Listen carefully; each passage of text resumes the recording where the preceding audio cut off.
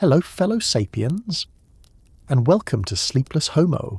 This is your invitation to slow down, to quiet your mind with soft storytelling, whether you're preparing to sleep or just need calm company while working, cooking, driving, or even showering with headphones on.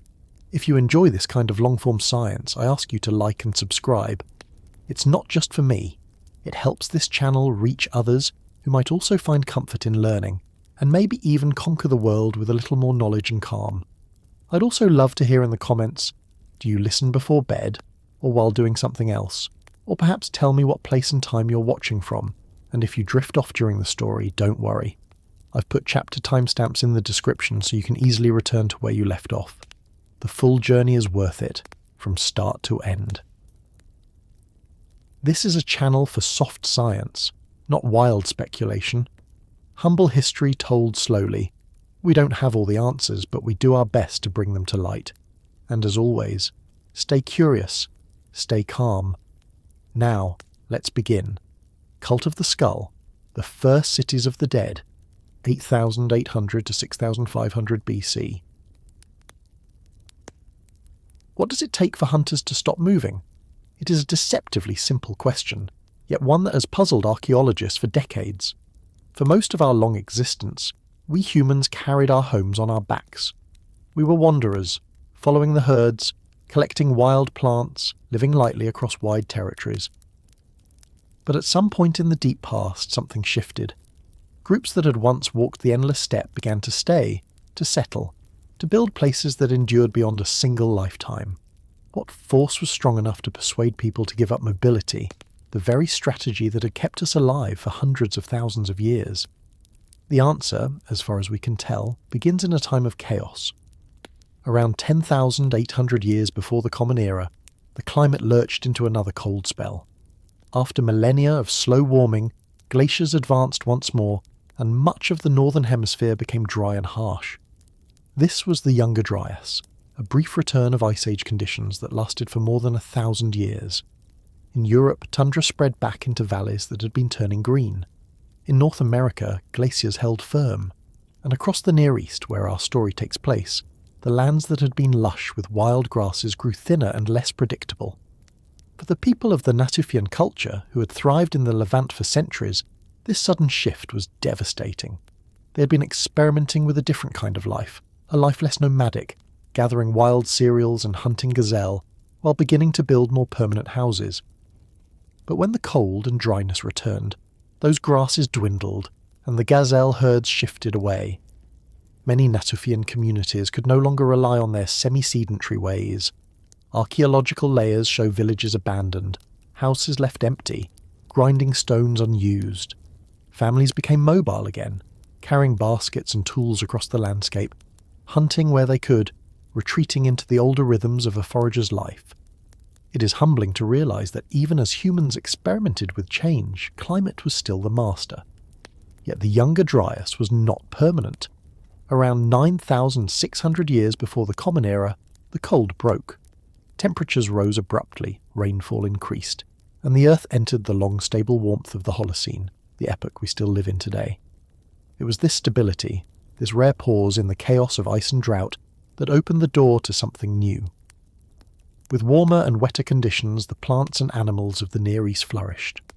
Wild barley, wheat and lentils spread again across the valleys. Oak and pistachio forests thickened. Streams ran year-round in places that had been dry. The world became, if not predictable, then at least a little more forgiving.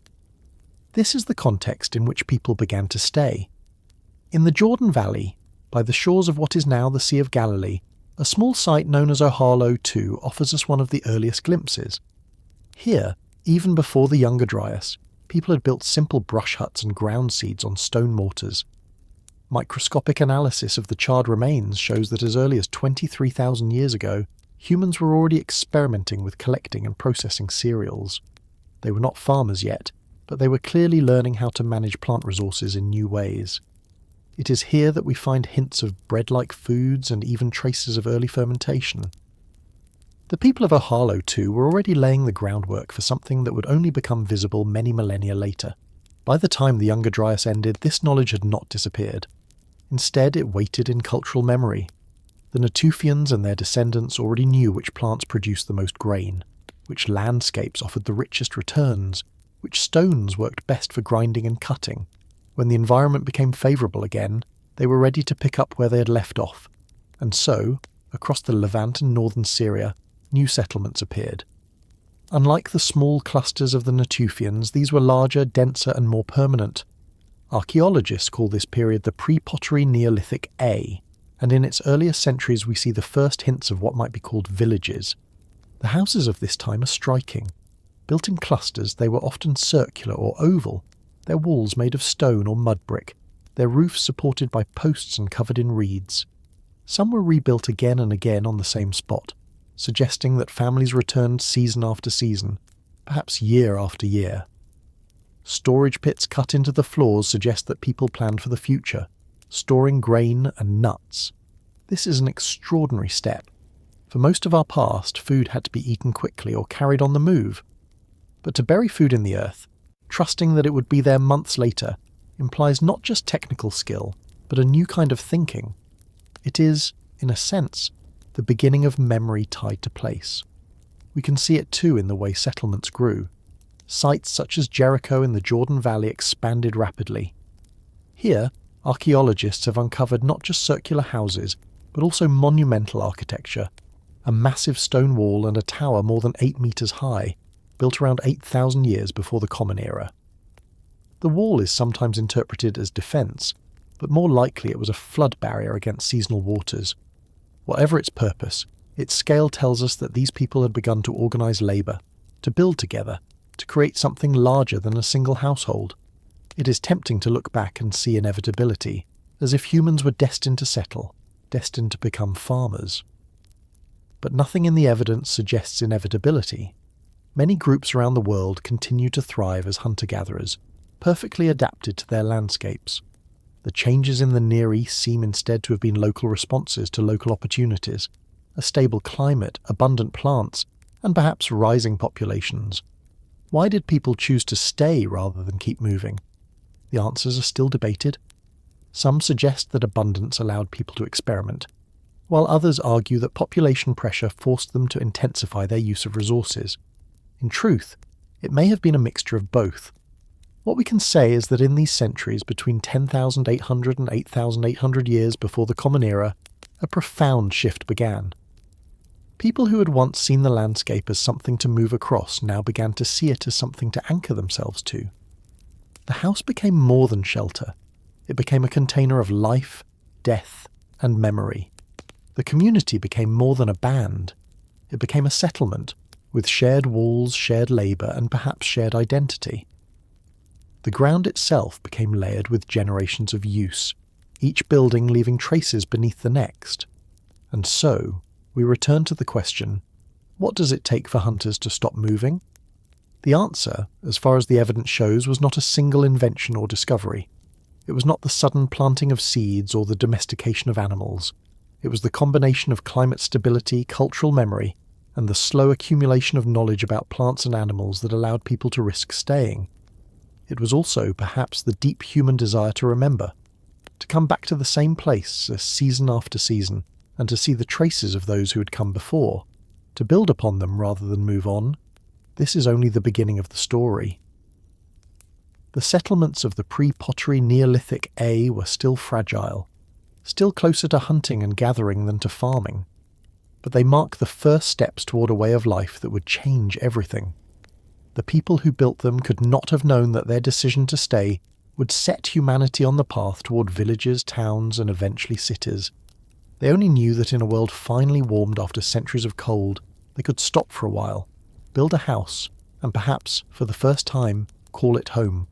What will happen next, when these fragile villages grow larger and face new challenges? What happens when the memory of place begins to outweigh the freedom of movement? These are the questions that carry us forward into the heart of the Neolithic. What does it take for hunters to stop moving? It is a deceptively simple question, yet one that has puzzled archaeologists for decades. For most of our long existence, we humans carried our homes on our backs. We were wanderers, following the herds, collecting wild plants, living lightly across wide territories. But at some point in the deep past, something shifted. Groups that had once walked the endless steppe began to stay, to settle, to build places that endured beyond a single lifetime. What force was strong enough to persuade people to give up mobility, the very strategy that had kept us alive for hundreds of thousands of years? The answer, as far as we can tell, begins in a time of chaos. Around 10,800 years before the Common Era, the climate lurched into another cold spell. After millennia of slow warming, glaciers advanced once more, and much of the northern hemisphere became dry and harsh. This was the Younger Dryas, a brief return of Ice Age conditions that lasted for more than 1,000 years. In Europe, tundra spread back into valleys that had been turning green. In North America, glaciers held firm. And across the Near East, where our story takes place, the lands that had been lush with wild grasses grew thinner and less predictable. For the people of the Natufian culture, who had thrived in the Levant for centuries, this sudden shift was devastating. They had been experimenting with a different kind of life, a life less nomadic, gathering wild cereals and hunting gazelle while beginning to build more permanent houses. But when the cold and dryness returned, those grasses dwindled and the gazelle herds shifted away. Many Natufian communities could no longer rely on their semi-sedentary ways. Archaeological layers show villages abandoned, houses left empty, grinding stones unused. Families became mobile again, carrying baskets and tools across the landscape, hunting where they could, retreating into the older rhythms of a forager's life. It is humbling to realize that even as humans experimented with change, climate was still the master. Yet the Younger Dryas was not permanent. Around 9,600 years before the Common Era, the cold broke. Temperatures rose abruptly, rainfall increased, and the Earth entered the long stable warmth of the Holocene, the epoch we still live in today. It was this stability, this rare pause in the chaos of ice and drought, that opened the door to something new. With warmer and wetter conditions, the plants and animals of the Near East flourished. Wild barley, wheat, and lentils spread again across the valleys. Oak and pistachio forests thickened. Streams ran year-round in places that had been dry. The world became, if not predictable, then at least a little more forgiving. This is the context in which people began to stay. In the Jordan Valley, by the shores of what is now the Sea of Galilee, a small site known as 𝐓𝐈𝐌𝐄𝐒𝐓 offers us one of the earliest glimpses. Here, even before the Younger Dryas, people had built simple brush huts and ground seeds on stone mortars. Microscopic analysis of the charred remains shows that as early as 23,000 years ago, humans were already experimenting with collecting and processing cereals. They were not farmers yet, but they were clearly learning how to manage plant resources in new ways. It is here that we find hints of bread-like foods and even traces of early fermentation. The people of 𝐓𝐈𝐌𝐿 were already laying the groundwork for something that would only become visible many millennia later. By the time the Younger Dryas ended, this knowledge had not disappeared. Instead, it waited in cultural memory. The Natufians and their descendants already knew which plants produced the most grain, which landscapes offered the richest returns, which stones worked best for grinding and cutting.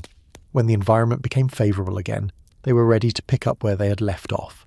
And so, across the Levant and northern Syria, new settlements appeared. Unlike the small clusters of the Natufians, these were larger, denser, and more permanent. Archaeologists call this period the pre-pottery Neolithic A, and in its earlier centuries we see the first hints of what might be called villages. What is intriguing is how these early villages balance continuity and change.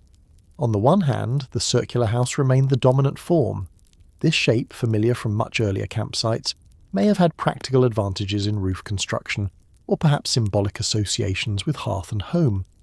On the other hand, there were already experiments with rectangular structures. At Muribet, some later levels show the first rectangular rooms, foreshadowing a major architectural transformation. A rectangle can be extended, divided, and joined in ways a circle cannot. Rectilinear plans would eventually allow houses to be packed more densely, and would become the hallmark of later Neolithic towns. But in this earlier era, the transition was only beginning, and the landscape was still dominated by round houses that echoed the past.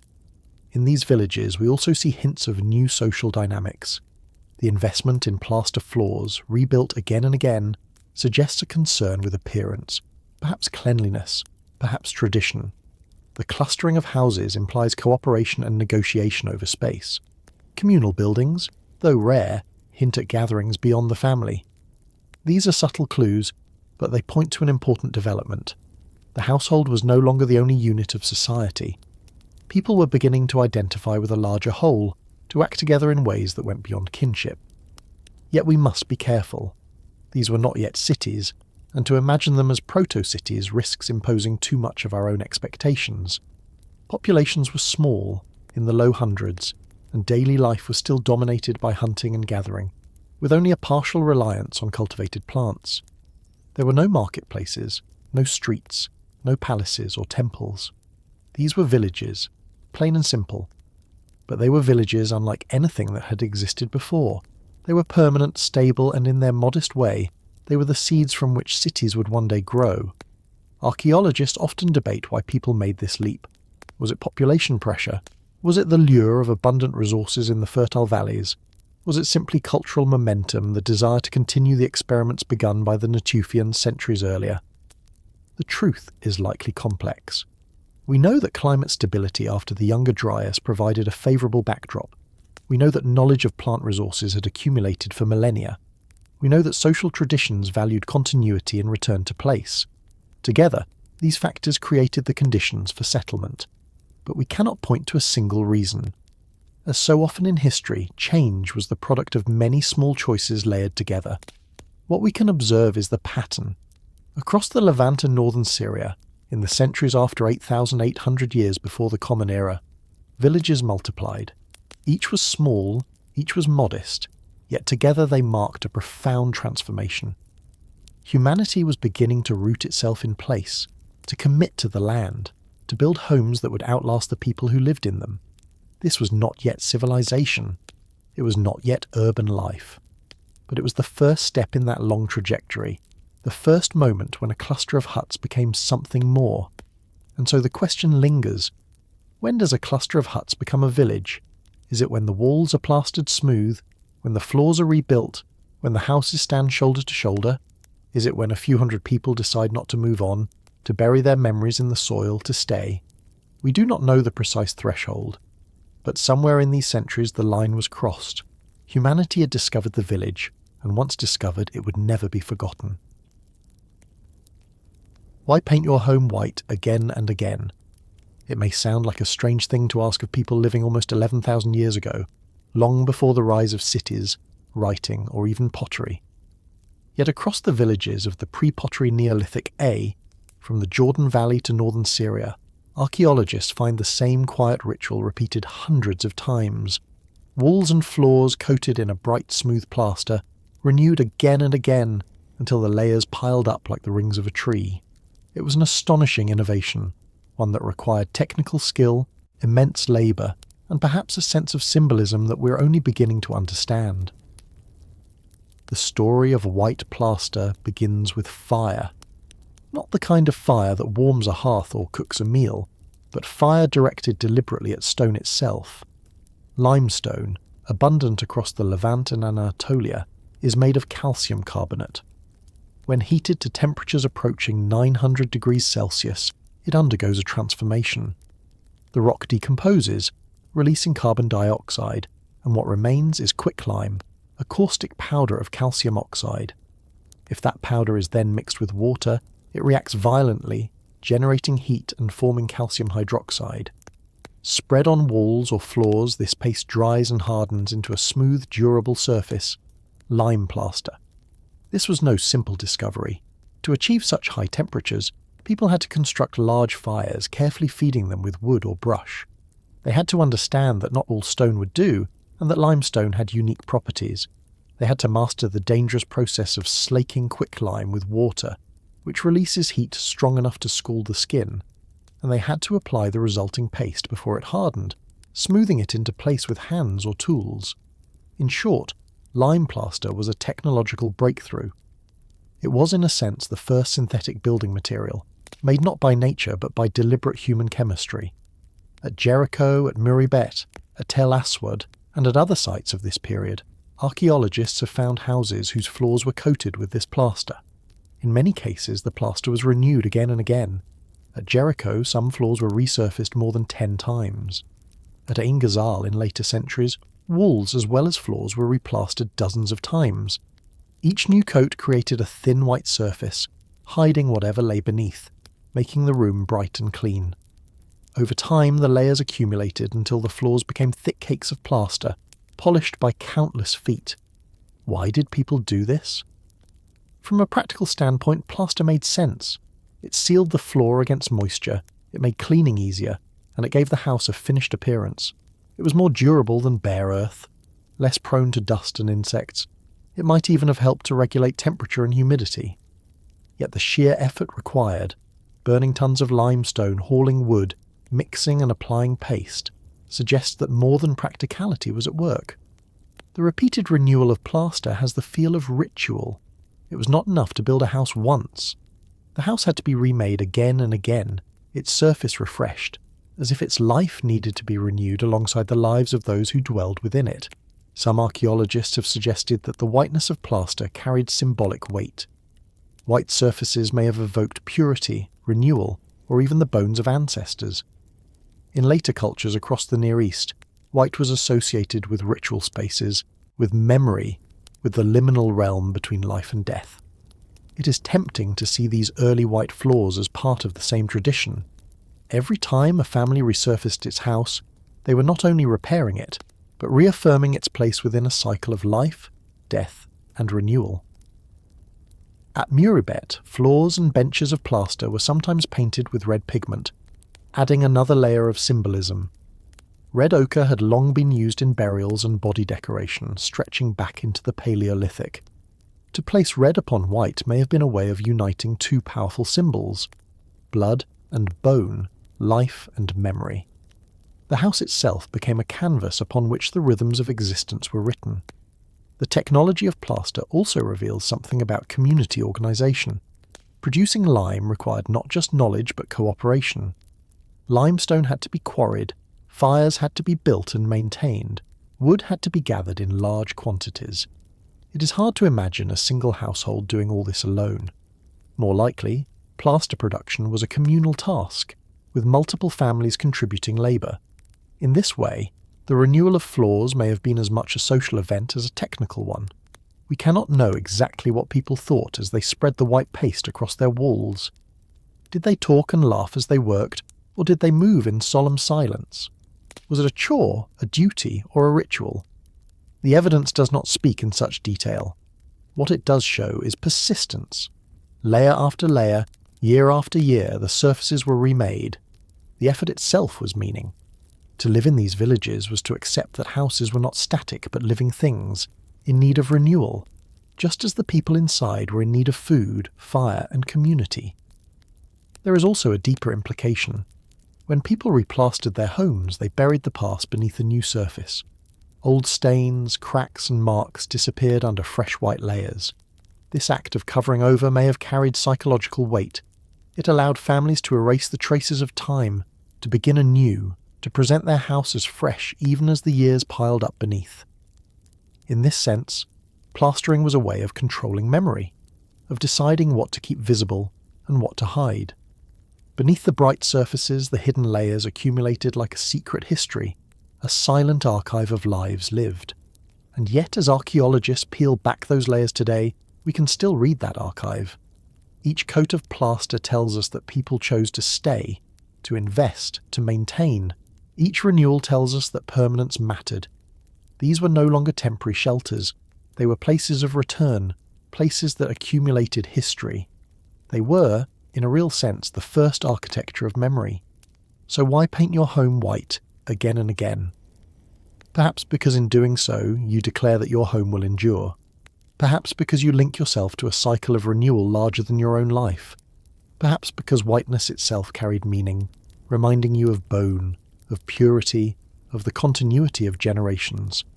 Or perhaps, in the end, it was simply what people did, a tradition repeated until it became natural, unquestioned.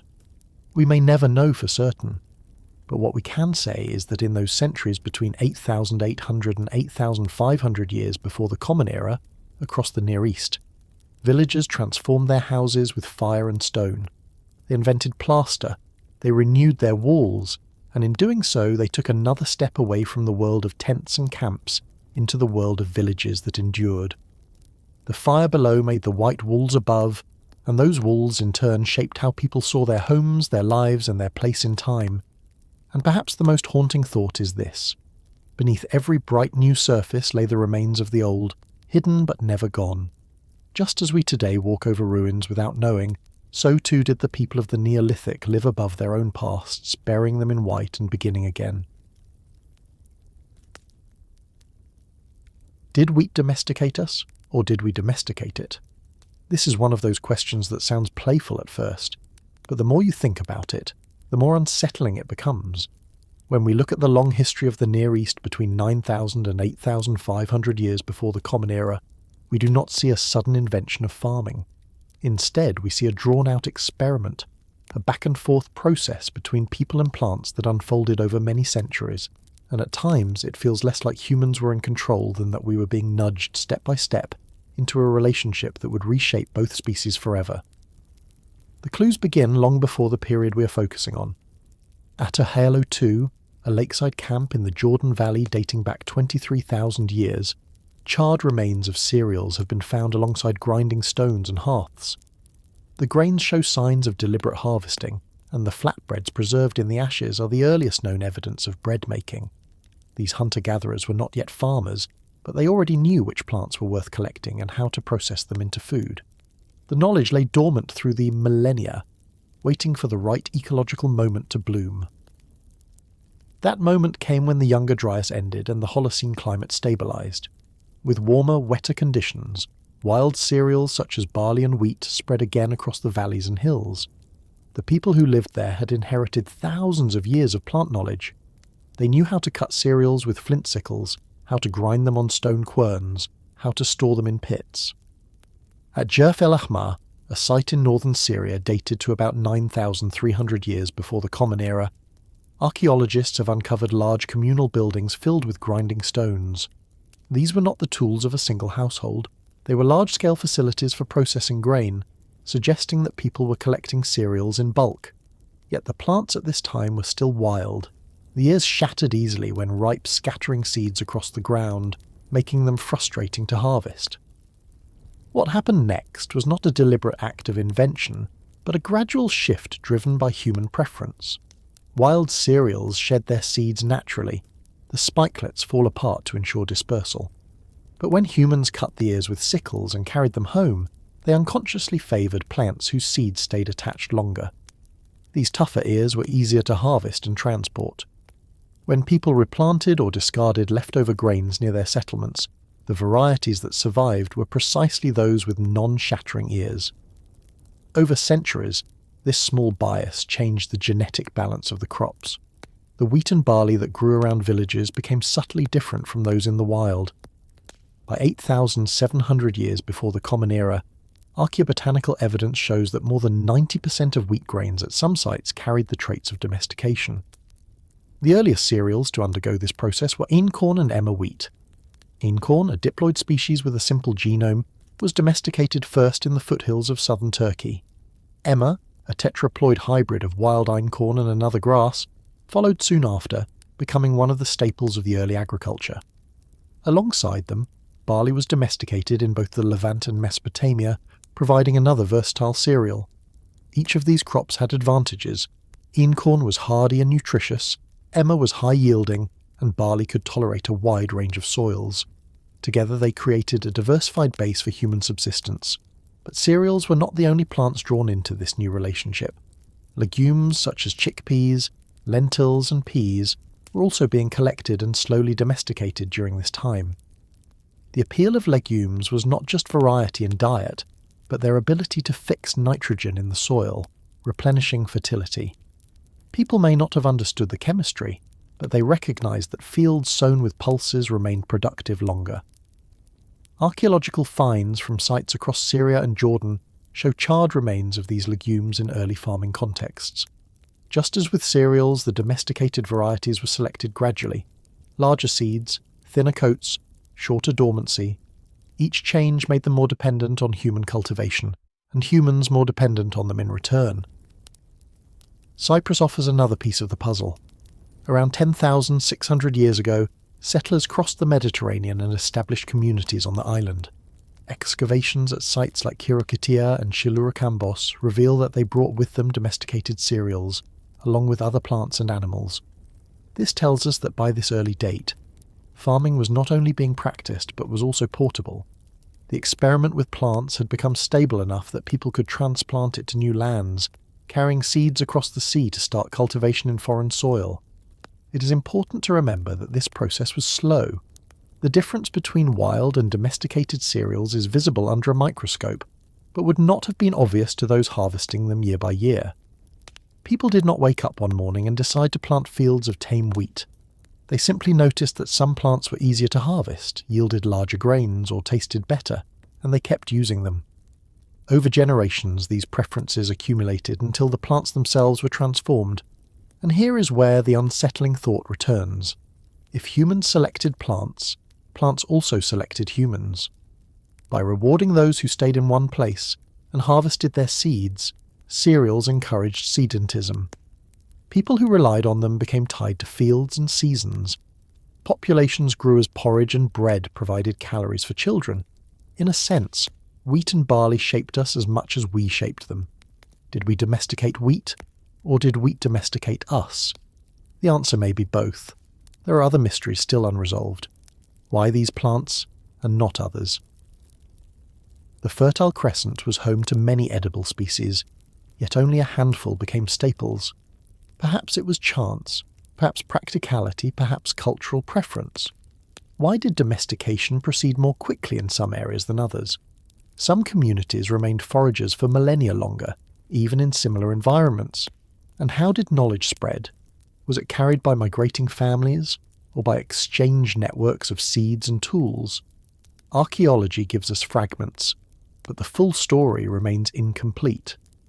What we do know is that by 8,500 years before the Common Era, the landscape of the Near East was changing. Fields of domesticated cereals were taking root around villages. Storage pits and silos held surplus grain. Diets shifted toward bread and gruel, supplemented by legumes. Populations expanded as food supplies became more predictable. The long experiment in plants had succeeded, though it was less a conscious success than an accidental entanglement. So did wheat domesticate us, or did we domesticate it? Perhaps the question itself misses the point. Domestication was not a one-sided act, but a relationship, a co-evolution between people and plants. We chose them, and they chose us. Together we created a new way of life, one that tied us to fields, to villages, and eventually to cities. And once that relationship was established, there was no going back. The haunting thought is that in every loaf of bread, in every field of barley swaying in the wind, we still live with the outcome of that ancient experiment. We carry it in our diets, in our bodies, in the very structure of our societies. What began as a simple preference for grains that held together became the foundation of civilization itself.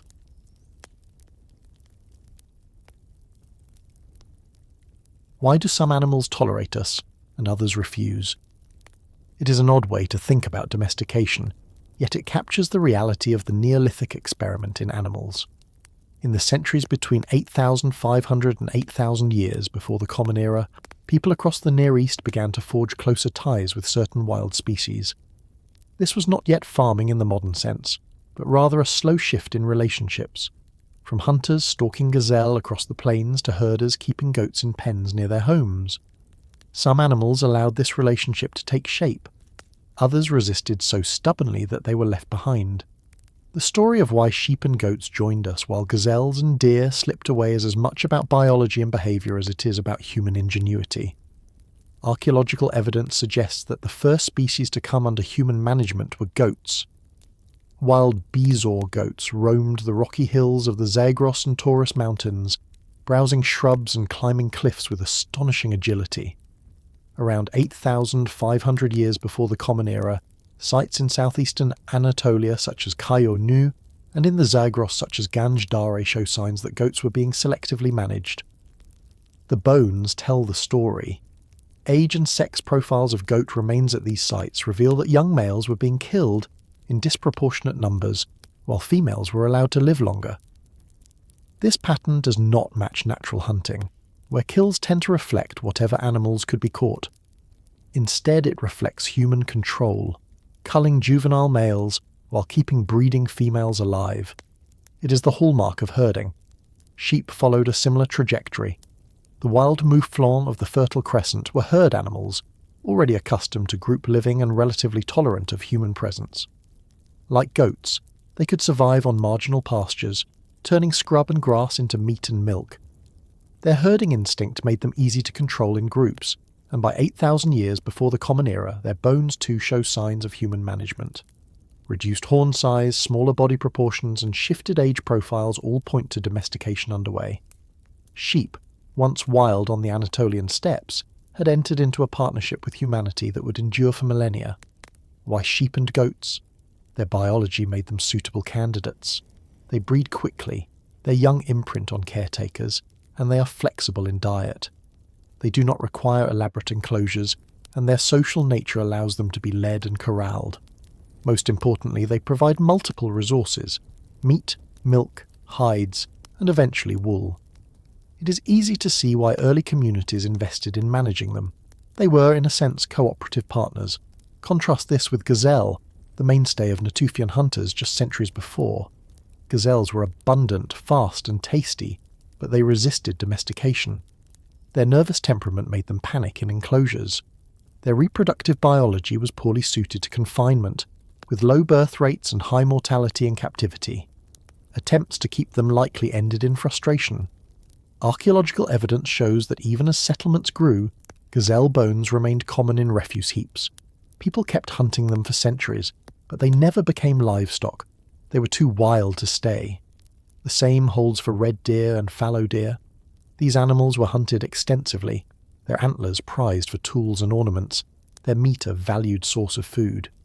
Yet they too refused domestication. Their migratory habits and solitary temperaments made them unsuitable for close management. Even when captured, they remained dangerous and difficult to breed in captivity. While sheep and goats slowly transformed into docile herd animals, deer remained on the other side of the human-animal boundary, always hunted but never tamed. Pigs present a more complex story. Wild boar were widespread across the Near East, rooting in forests and river valleys. They were prolific breeders, capable of producing large litters, and their diet was omnivorous, overlapping with human food waste. At sites such as Çayönü, evidence suggests that pigs were being managed by 8,000 years before the Common Era. Bones show reduced body size, a trait associated with domestication, and kill patterns again suggest selective culling. Yet pigs were not as widely adopted as sheep and goats, perhaps because they competed directly with humans for food, and were harder to herd in open landscapes. They were useful, but not always easy to manage. Cattle were another story altogether.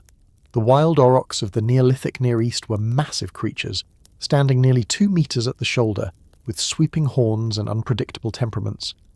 Hunting them was perilous but rewarding. Domestication was slower to come. Early signs of managed aurochs appear later, in the centuries after 8,000 years before the Common Era, in Anatolia and northern Syria. Bones show gradual reductions in size and changes in horn shape. But the process was arduous. Aurochs were dangerous, their strength immense, and only through generations of selective breeding and confinement did they eventually become the cattle that powered agriculture.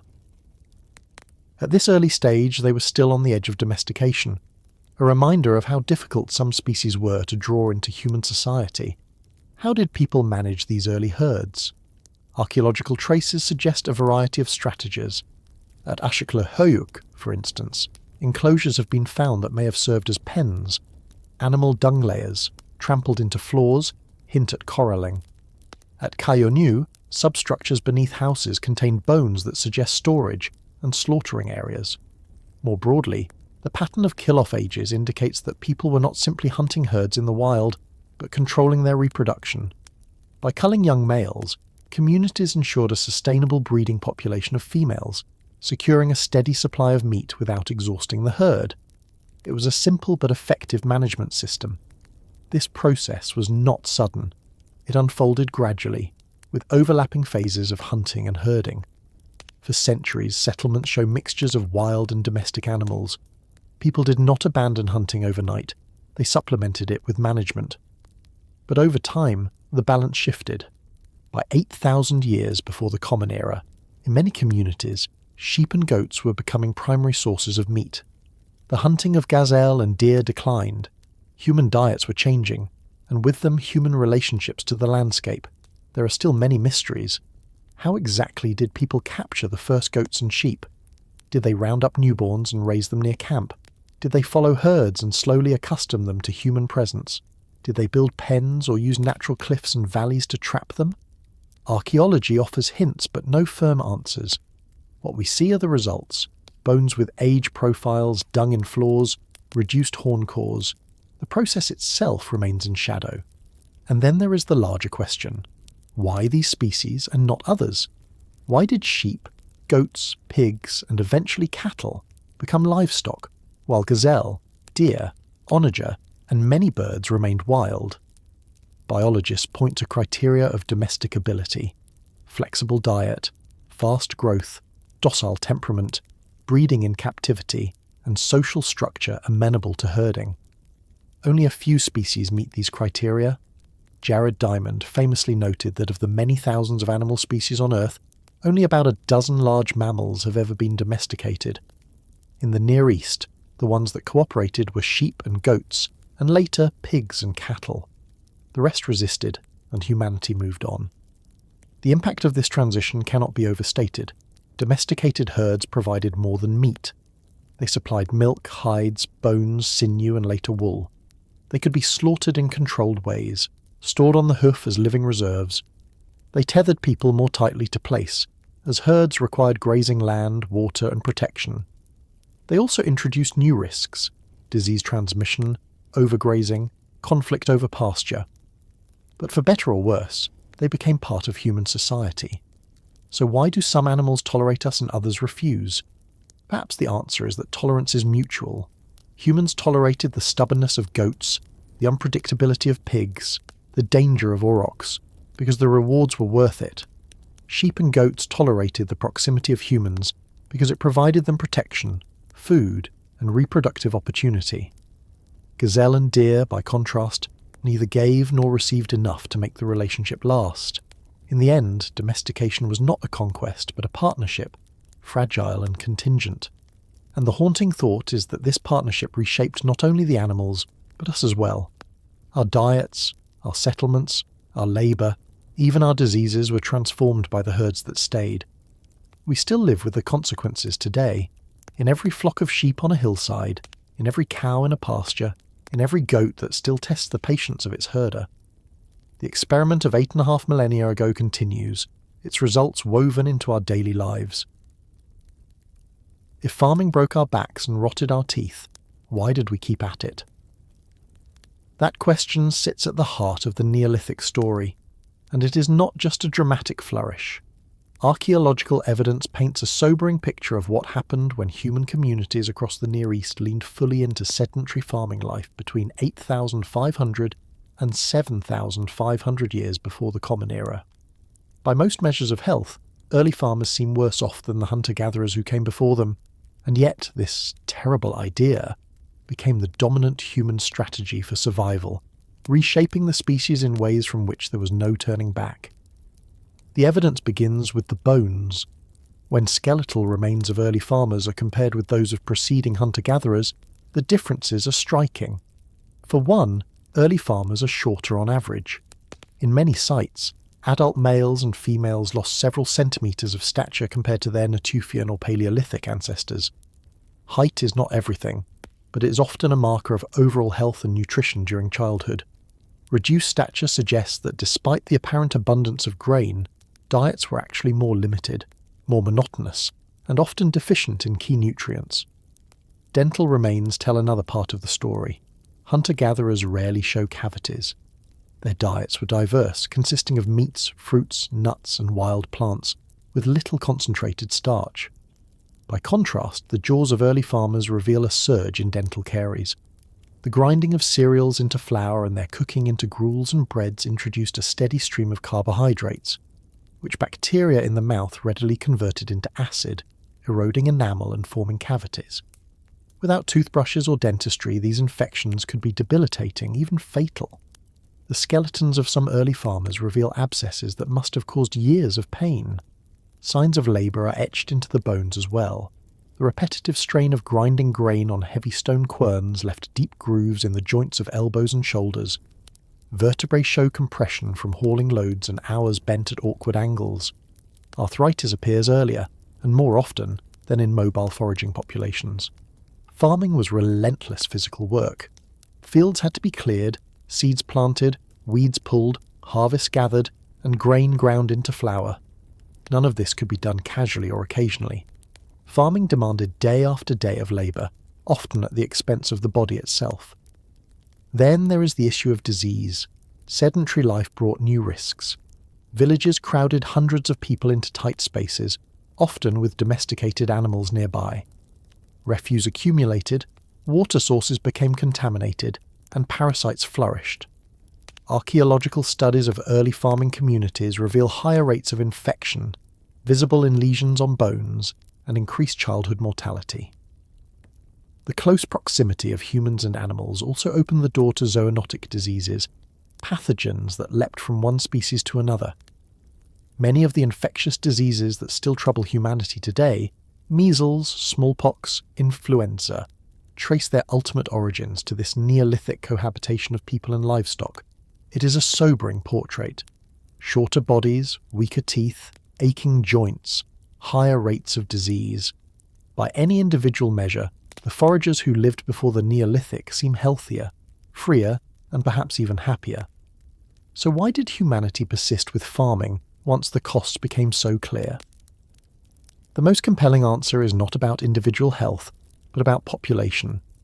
Farming may have been bad for individuals, but it was very good for communities. Sedentary life allowed women to bear children at shorter intervals. Among foragers, long breastfeeding suppresses ovulation and limits births to perhaps one every 4 years. Carrying infants while ranging across large territories also constrains family size. In villages with reliable supplies of soft, starchy foods and access to animal milk, children could be weaned earlier. Women could have more pregnancies, and more children survived infancy. The result was a demographic explosion. Archaeologists estimate that in the Levant, population size increased several-fold between 9,000 and 7,000 years before the Common Era. Burial sites reveal far more child remains, not because mortality rose, but because there were simply more children being born. Villages grew, houses multiplied, and landscapes filled with people in ways that had never been seen before. This growth created a kind of ratchet effect. Once a community expanded, it could not easily go back to foraging, because the local environment could not sustain so many people on wild resources alone. Farming, however costly, became the only viable way forward. There were also social benefits to farming, though these are harder to measure. Surplus grain could be stored, allowing communities to buffer against lean years. Feasting became more elaborate, strengthening alliances and reinforcing social bonds. People invested in houses and villages that stood for generations, creating a sense of continuity and identity. In some cases, agricultural surpluses allowed a few individuals or households to accumulate prestige, marking the beginnings of inequality. Whether these were advantages or problems depends on perspective, but they were undeniably powerful forces that encouraged the continuation of farming practices. Modern anthropology adds another layer to the story. Studies of contemporary foraging groups often reveal that they can meet their dietary needs with relatively few hours of work per day, sometimes less than 30 hours a week. By comparison, subsistence farmers often labour twice as long. If time and health were the only considerations, foraging seems superior, but farming allows populations to grow far beyond the limits of foraging. In evolutionary terms, reproduction trumps comfort. Groups that farmed had more children, and over time they replaced groups that did not. Farming spread not because it was easier or healthier, but because it allowed more people to exist. Still, we should resist the temptation to frame this as destiny. There was nothing inevitable about farming. Some groups resisted it for centuries, continuing to hunt and gather successfully on the edges of the Fertile Crescent. Even within farming communities, hunting and gathering continued as supplements to diets. The transition was gradual, uneven, and filled with local variation. Farming was not a choice made once for all time, but a set of practices that slowly proved resilient in the face of demographic and environmental pressures.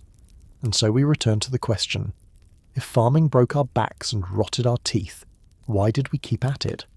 The answer lies not in the health of individuals, but in the survival of groups.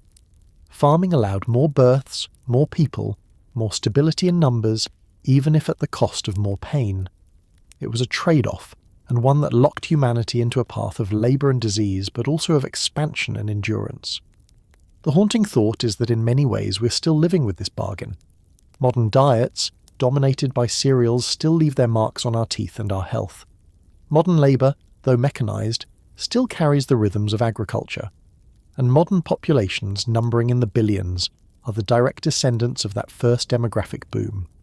Farming may have been a terrible idea for the body, but it was an extraordinarily successful idea for the species. When villages grow into towns, who moves in and why? This is the puzzle that faces us in the centuries between 8,000 and 7,500 years before the Common Era. By this time, farming had firmly taken root across much of the Near East. Goats and sheep were becoming dependable sources of meat and milk. Fields of einkorn and emmer wheat ripened near settlements, and populations had surged. But farming alone does not explain the dramatic rise of what archaeologists call megasites, villages that swelled far beyond the scale of earlier communities, drawing in thousands of people, while smaller settlements nearby were abandoned. What motivated families to leave their old homes and gather in these larger, denser centres? And what did this shift mean for daily life? The site of Ain Ghazal in modern Jordan provides one of the clearest examples. Founded along the Zarqa River around 8,000 years before the Common Era, this settlement began modestly, but within a few centuries it ballooned into one of the largest known communities of the pre-pottery Neolithic, covering more than 15 hectares and housing perhaps 2,000 people at its peak.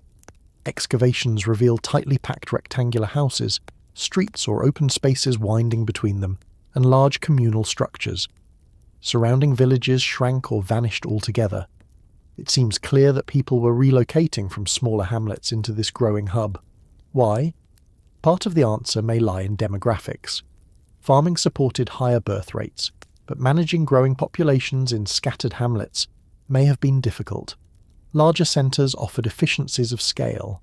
Food surpluses could be stored and redistributed more effectively. Specialised labour, such as flint knapping or plaster production, could flourish when populations were concentrated.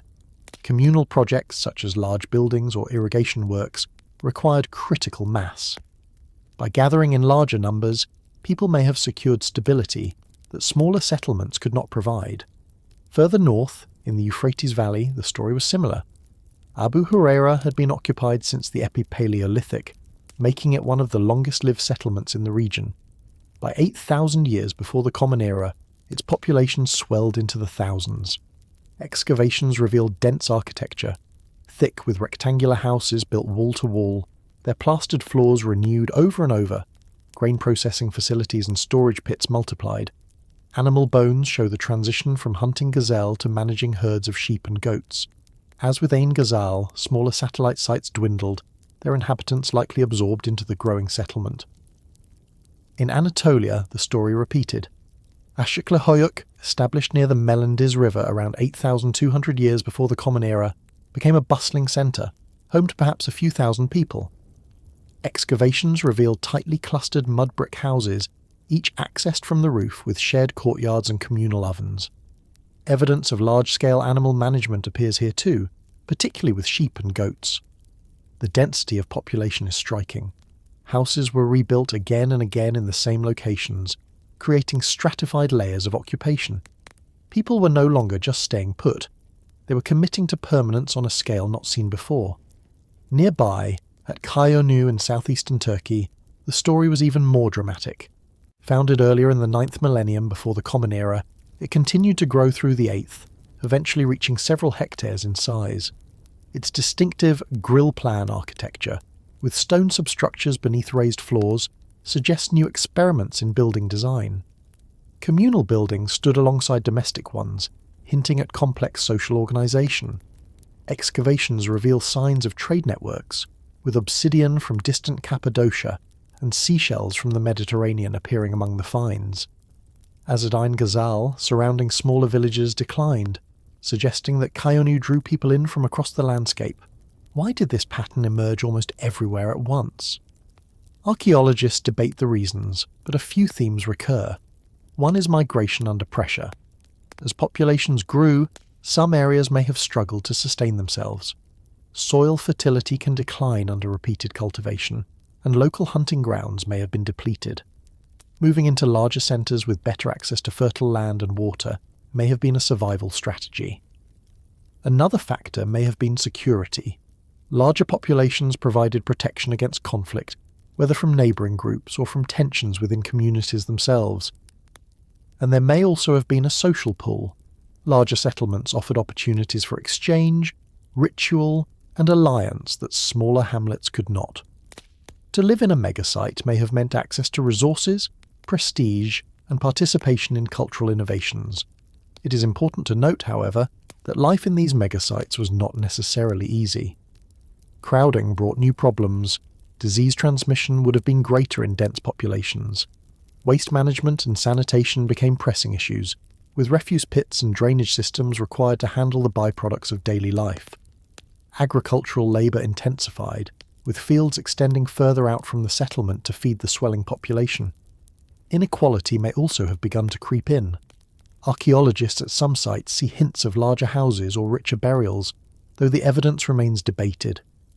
What is clear is that the scale of these communities transformed the rhythms of daily existence. One striking feature of these megasites is their apparent magnetism. They did not simply grow by natural population increase, they drew people in from elsewhere. Excavations show that smaller villages in the vicinity were often abandoned around the same time that larger centres expanded. At Ain Ghazal, for instance, surrounding settlements east of the Jordan dwindled even as the town grew to unprecedented size. This suggests active migration, perhaps driven by necessity, perhaps by choice. The reasons may have varied: food security, opportunities for trade, participation in ritual life. But the pattern is unmistakable. People were consolidating into fewer, larger centres. This raises questions about identity and belonging. In a small village, everyone knows everyone else, and social bonds are woven tightly through kinship. In a settlement of thousands, that intimacy is diluted. How did people navigate such change? Did they form new networks of neighbourhoods, clans, or craft groups? Did communal buildings serve as anchors of shared identity? Did rituals bind strangers together into something like a community? Archaeology can only gesture at these possibilities, but it seems likely that as settlements grew, new forms of social cohesion were required. It is tempting to see in these megasites the first glimmers of urbanism. Thousands of people living together, dense housing, communal architecture, long-distance trade, all the hallmarks of a proto-city. But we must be careful not to project too much. These communities lacked writing, centralised administration, and clear evidence of social stratification. They were not cities in the Mesopotamian sense. They were instead something unique: large-scale villages, experiments in aggregation that would both succeed and fail in their own ways. Why did people move in, and why did they stay? Perhaps because the benefits outweighed the costs. Larger communities offered resilience in numbers, opportunities for exchange, and participation in collective projects. Perhaps because once populations grew, there was no easy way back. Smaller villages could not compete, and their inhabitants joined the centres that remained. Or perhaps because, for the first time in human history, people felt drawn to the idea of living among thousands, to the energy of scale, to the promise of something larger than themselves. The haunting thought is that these early megasites foreshadowed the dilemmas of urban life that still shape us today. Crowding and disease, inequality and cooperation, identity and anonymity, all were already being negotiated 8,000 years ago. The decisions people made then, to gather in large numbers despite the costs, set humanity on the path toward the cities of later millennia. When villages grew into towns, people moved in not because it was easy, but because it was necessary or perhaps inevitable. And once they did, the world would never be the same. Why carve gods into stone if they can fit inside your house? That is the question that hangs over the centuries after the monumental enclosures of 𝐓𝐈𝐌𝐄𝐒𝐒 had already stood watch on their limestone ridge. Around 9,000 years before the Common Era, Göbekli was the dazzling anomaly of the pre-pottery Neolithic. Towering T-shaped pillars carved with foxes, vultures, snakes, and human arms, arranged in great circular sanctuaries. But as the 8th millennium unfolded, the role of such grand pilgrimage centres began to change. Communities no longer invested their energy in building vast shared sanctuaries far from daily life. Instead, they began carving pillars and raising shrines inside their own settlements, bringing the gods and the rituals closer to the hearth. The site of 𝐓𝐈𝐌𝐄𝐒𝐒 in southeastern Turkey gives us one of the clearest glimpses of this transition. Nestled on the slopes above the Euphrates, 𝐓𝐈𝐌𝐄𝐒𝐒 was founded in the early 8th millennium before the Common Era. Its houses were rectangular, clustered together in dense neighbourhoods, but among them stood a building that was different. Constructed of stone, larger than any domestic structure, and furnished with T-shaped pillars, it bore unmistakable echoes of Göbekli Tepe. These pillars were smaller, and their iconography less elaborate, but the symbolism was familiar. Stylized human arms carved along their sides, loincloths indicated by faint relief, the suggestion that these were anthropomorphic beings. The building's fired lime floor mirrored the polished plaster surfaces of Göbekli's great enclosures. It was, in short, a sanctuary built not on a remote hilltop but within the heart of a village. Çayönü, further east in the foothills of the Taurus Mountains, provides another example. Founded earlier in the 9th millennium, Çayönü grew steadily through the 8th, developing distinctive architecture with raised floors supported by stone grill substructures. Among its buildings were several rectangular communal structures that differed markedly from ordinary houses. In one of these, archaeologists discovered 3 stone monoliths set upright in the floor. They were not as tall as the Göbekli pillars, nor were they elaborately carved, but their placement suggests a symbolic function. Nearby, other communal buildings revealed evidence of gatherings, feasting and ritual deposition. Here too the sacred had been brought inside the settlement, woven into the daily fabric of village life. What drove this shift from grand pilgrimage centres to local sanctuaries? Part of the answer may lie in the changing economy. By 8,000 years before the Common Era, farming had taken hold across the region. People were increasingly tied to their fields, their herds and their houses. The nomadic or semi-nomadic patterns that may have supported the construction of remote sanctuaries like Göbekli were fading. Communities no longer gathered seasonally on windswept ridges to carve animal spirits into stone. Instead, they invested in shrines at the heart of their own villages, where ritual could unfold alongside daily life. Another part of the answer may be social. At Göbekli, the scale of construction required coordination among multiple groups, perhaps even whole regions. It was a place that transcended the household or village. But as settlements grew into megasites like Çayönü or Ain Ghazal, new forms of social cohesion were needed within the community itself. Communal ritual building served as anchors for identity, reinforcing bonds among hundreds or thousands of inhabitants who could no longer rely solely on kinship ties. Shrines inside villages allowed ritual to knit together daily life in a way that remote sanctuaries could not.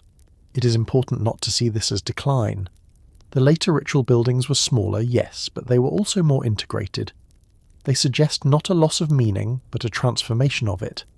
Ritual was no longer something performed in a distant sacred place. It was embedded in the rhythms of home, field, and village. The gods, or whatever beings the pillars represented, no longer dwelled only on hilltops among wild animals. They were invited into houses, into walls, into plastered floors renewed again and again. The architecture itself reflects this domestication of ritual. Göbekli's enclosures were circular, open to the sky, with massive pillars dominating their centres. By contrast, 𝐓𝐈𝐌𝐄𝐒𝐒's shrine was rectangular, roofed, with pillars set against walls as much as in open space. The form had shifted from cosmic openness to enclosed intimacy. The scale had shrunk, but the symbolism persisted. In these pillars we can still glimpse the same tradition of anthropomorphic beings, of the human merging with the divine. Yet now they stood within a village room, accessible to a few dozen rather than to the hundreds who once gathered in Göbekli's circles. At Çayönü, the communal buildings also hint at shifting functions. Some appear to have been used for food processing and feasting, with large hearths and grinding stones. Others show evidence of special deposition of animal bones and human remains. Together they suggest that ritual was becoming bound up with daily sustenance, with this cycle of planting, harvesting, slaughtering and eating. The sacred and the mundane were less distinct. A feast might honour both the ancestors and the community's labour, blending ritual and survival into one. This shift may reflect the broader transition from hunting to farming. At Göbekli, animal iconography dominates. Foxes, boars, vultures and snakes carved in relief, reminders of a world still tied to the hunt. By the time of 𝐓𝐈𝐌𝐄𝐒𝐒 and Çayönü, the balance had changed. People still hunted, but herding and cultivation were central. The pillars grew smaller, the animal carvings fewer. Ritual turned inward toward ancestors, households, and the cycles of domestic life. The gods no longer stood among wild beasts alone. They stood among walls of mud brick, plaster, and the stored grain of the community. We must be cautious, of course. Interpretation is always speculative. We cannot ask the builders of 𝐓𝐈𝐌𝐄𝐒𝐒 why they carved arms into their pillars, or the residents of Çayönü why they placed monoliths in their floors. We can only observe patterns, compare sites, and suggest possibilities, but the pattern seems clear enough. In the centuries after Göbekli, ritual architecture spread across the Near East, shrinking in scale but multiplying in number, woven into the settlements where people lived and farmed. And this raises the haunting question: what happens when gods no longer live on mountains, but in houses? Does the sacred lose some of its grandeur, or does it gain intimacy? Do people feel less awe, or more closeness? Did the pillars inside 𝐓𝐈𝐌𝐄𝐒𝐒 inspire the same reverence as the towering stones of Göbekli? Or did they serve a different, quieter role, reminding families of the divine within their walls? We cannot know for certain, but we can see that in this period, humanity was not abandoning ritual. It was transforming it, making it part of daily life. The legacy of these choices would echo for millennia. The shift from remote sanctuaries to village shrines foreshadowed the temples and churches that would one day stand at the centre of towns and cities. The gods would move from hills and caves into the streets of human settlements, becoming permanent neighbours. The seeds of that shift were planted here, in the 8th millennium before the Common Era, when people began carving smaller pillars and raising them inside their own walls. Why carve gods into stone if they can fit inside your house? Perhaps because once people settled into villages, they needed the sacred to settle with them. Perhaps because the rituals that had once been grand seasonal gatherings became daily domestic rhythms. Or perhaps because, like wheat and goats, ritual itself was domesticated, reshaped by the same forces that turned hunters into farmers and wanderers into villagers. The gods stayed because people stayed, and from that moment on neither would ever be the same. Who are the faceless beings on the walls? That is the unsettling question that emerges from the Neolithic Near East, in the centuries between 8,500 and 7,500 years before the Common Era.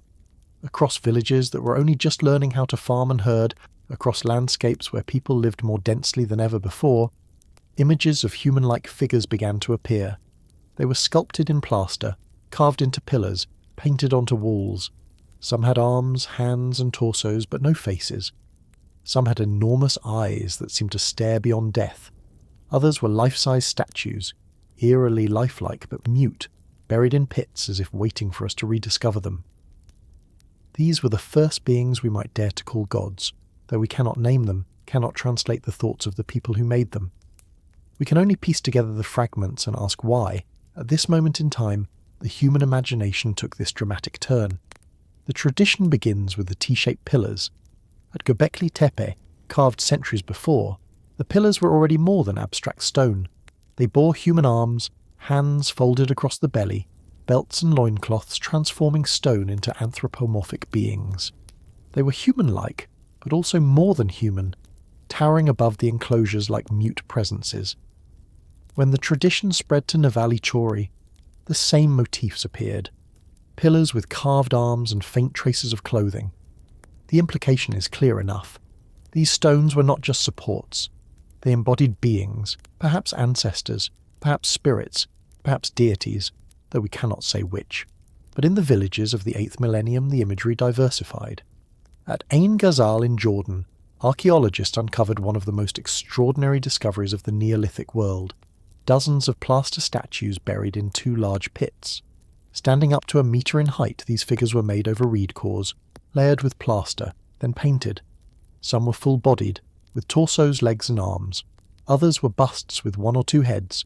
All bore stylized features: almond-shaped eyes outlined in bitumen, traces of hair or headdresses, faint decorations suggesting clothing. Yet what is most striking is their lack of mouths. The faces stare out silently, their eyes wide, their lips absent. Whatever these beings represented, they did not speak.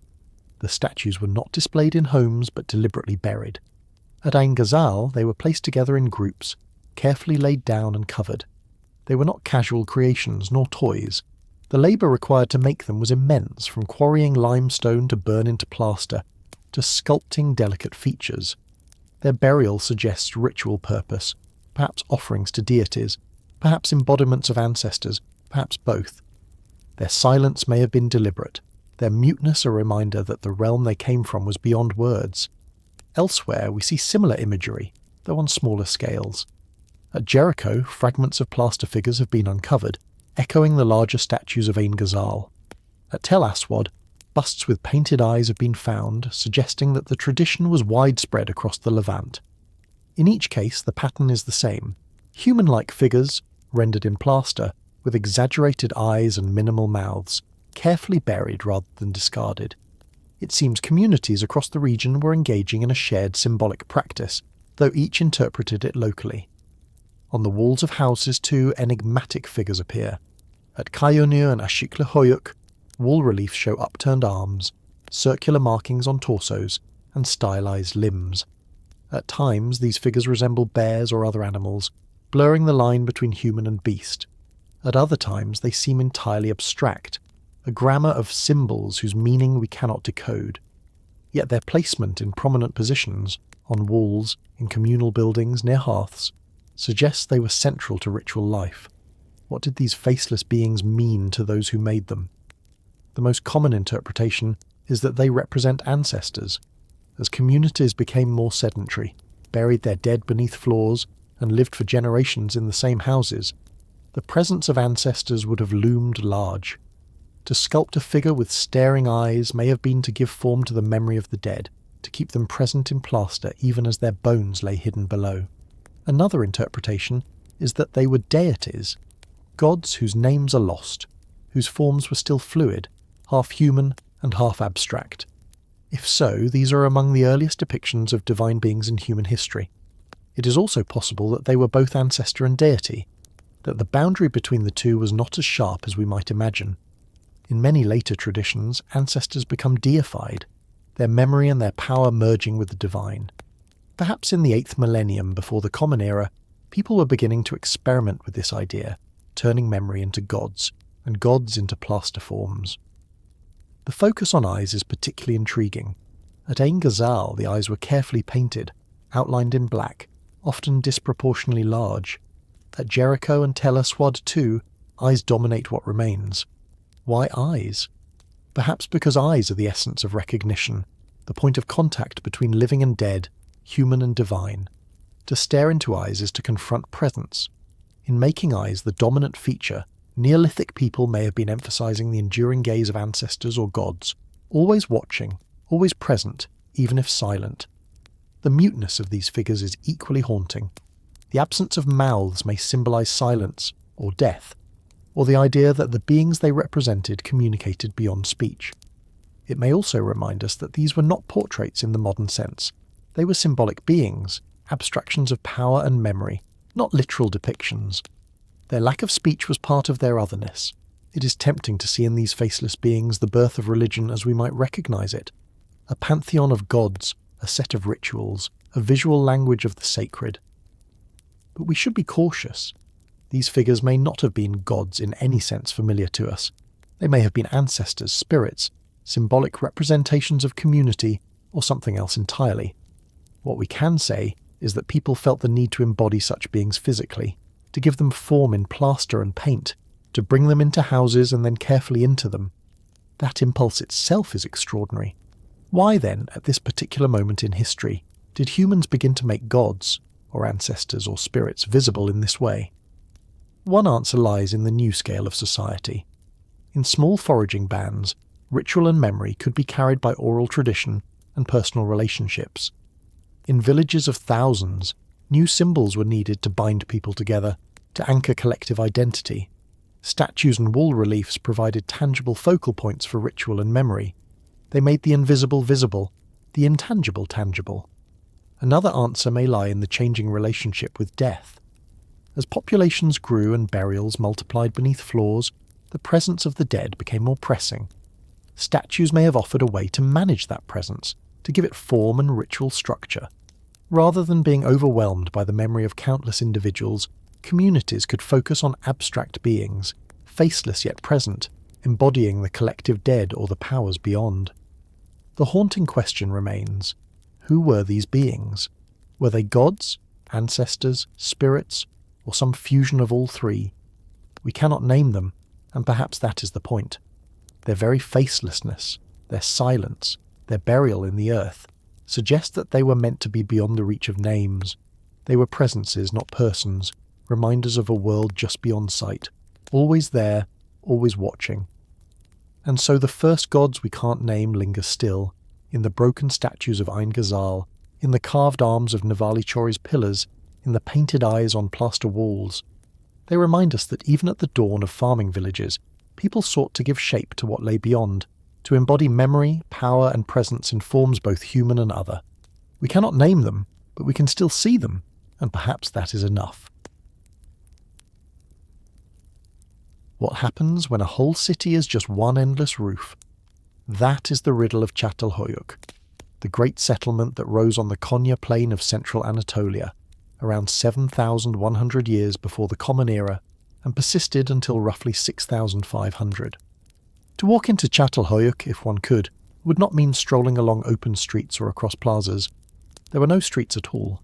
Instead, there was a continuous honeycomb of mud brick houses pressed wall against wall, each entered not by a door at ground level, but by a ladder dropped down through the roof. The city was less a network of roads, and more a vast quilt of rooftops stitched together, on which daily life unfolded. To move through it was to move across flat mud surfaces in the sun, hopping from one family's roof to the next. To enter one's home, you did not open a door. You climbed down into a dim plastered room from above. The architecture of Çatalhöyük is perhaps its most striking feature.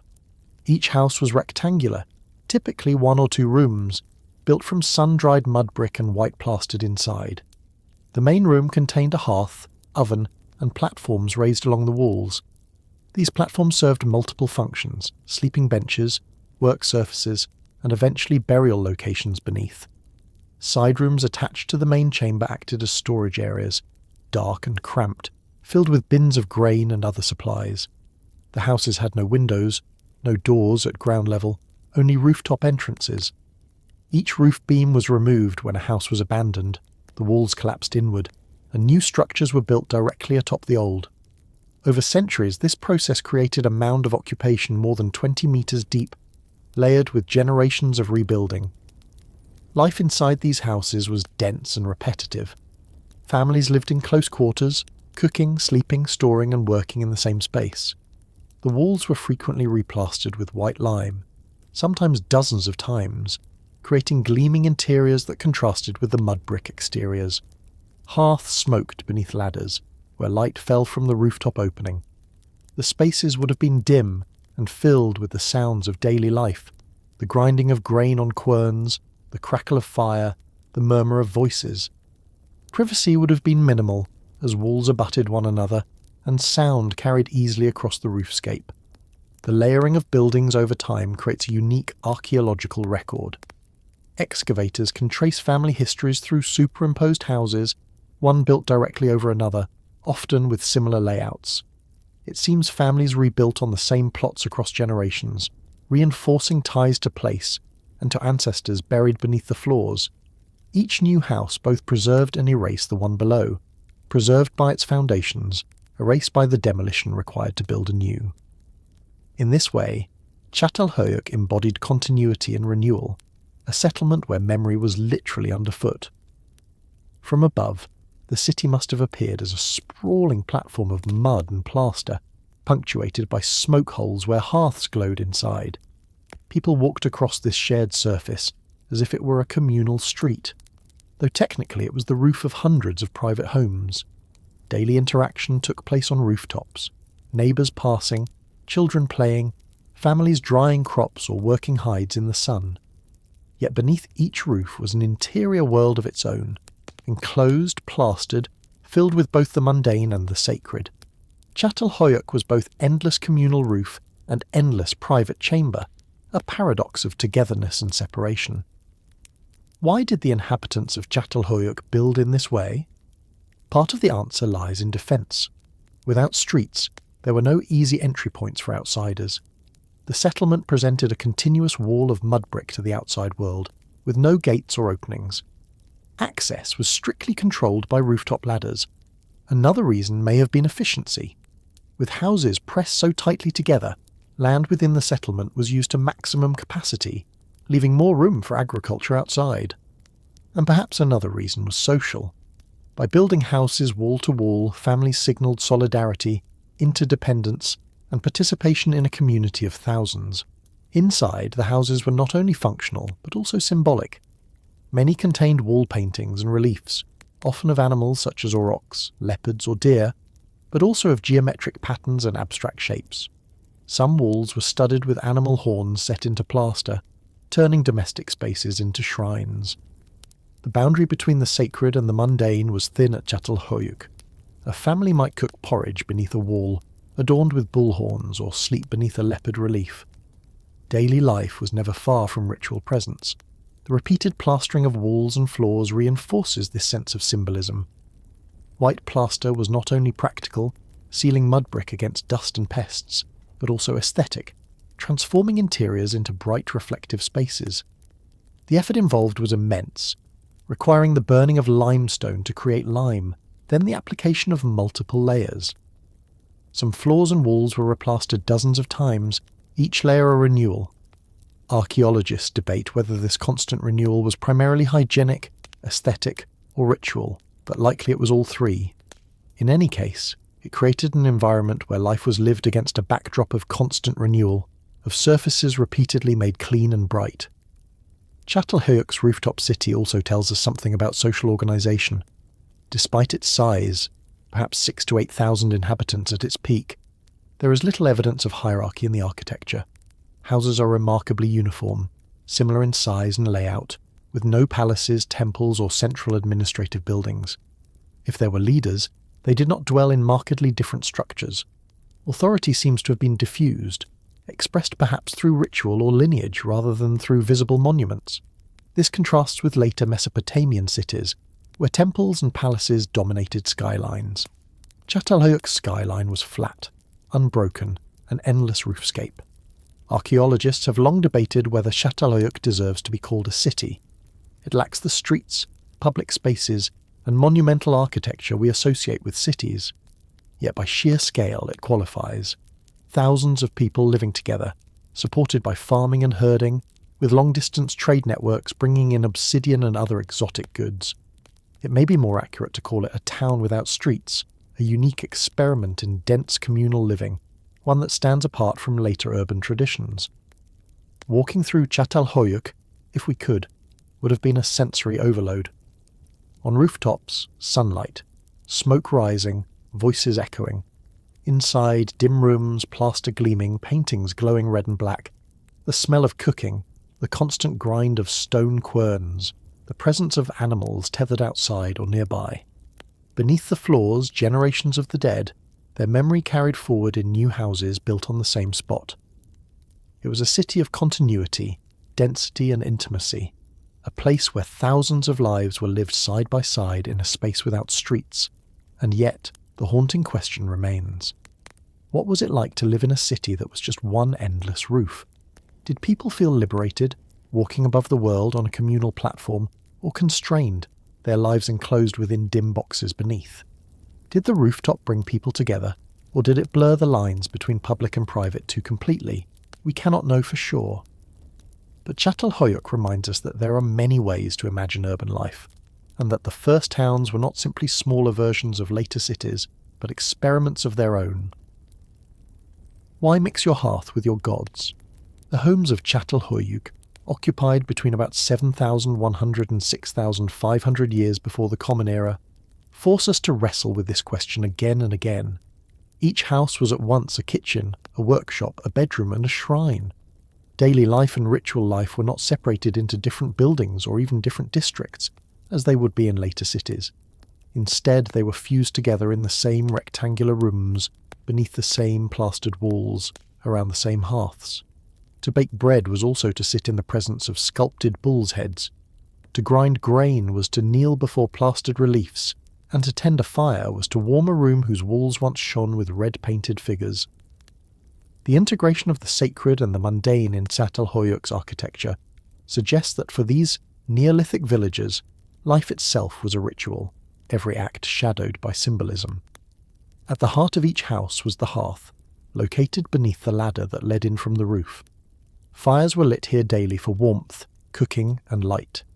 Beside them were ovens built against the walls, used for baking bread and preparing meals. Nearby, bins of grain and other foodstuffs were stored in dark side rooms. These were the engines of survival, the practical necessities of subsistence farming. And yet, they were not isolated from the ritual aspects of life. On the opposite side of the room from the hearths were platforms, often plastered and painted, raised above the floor. These were the spaces where family members slept, but also where symbolic installations were constructed. Animal skulls embedded in plaster, horns of wild aurochs arranged as if still living, wall paintings looming above. To sleep and wake in such spaces was to live surrounded by images that were more than decoration.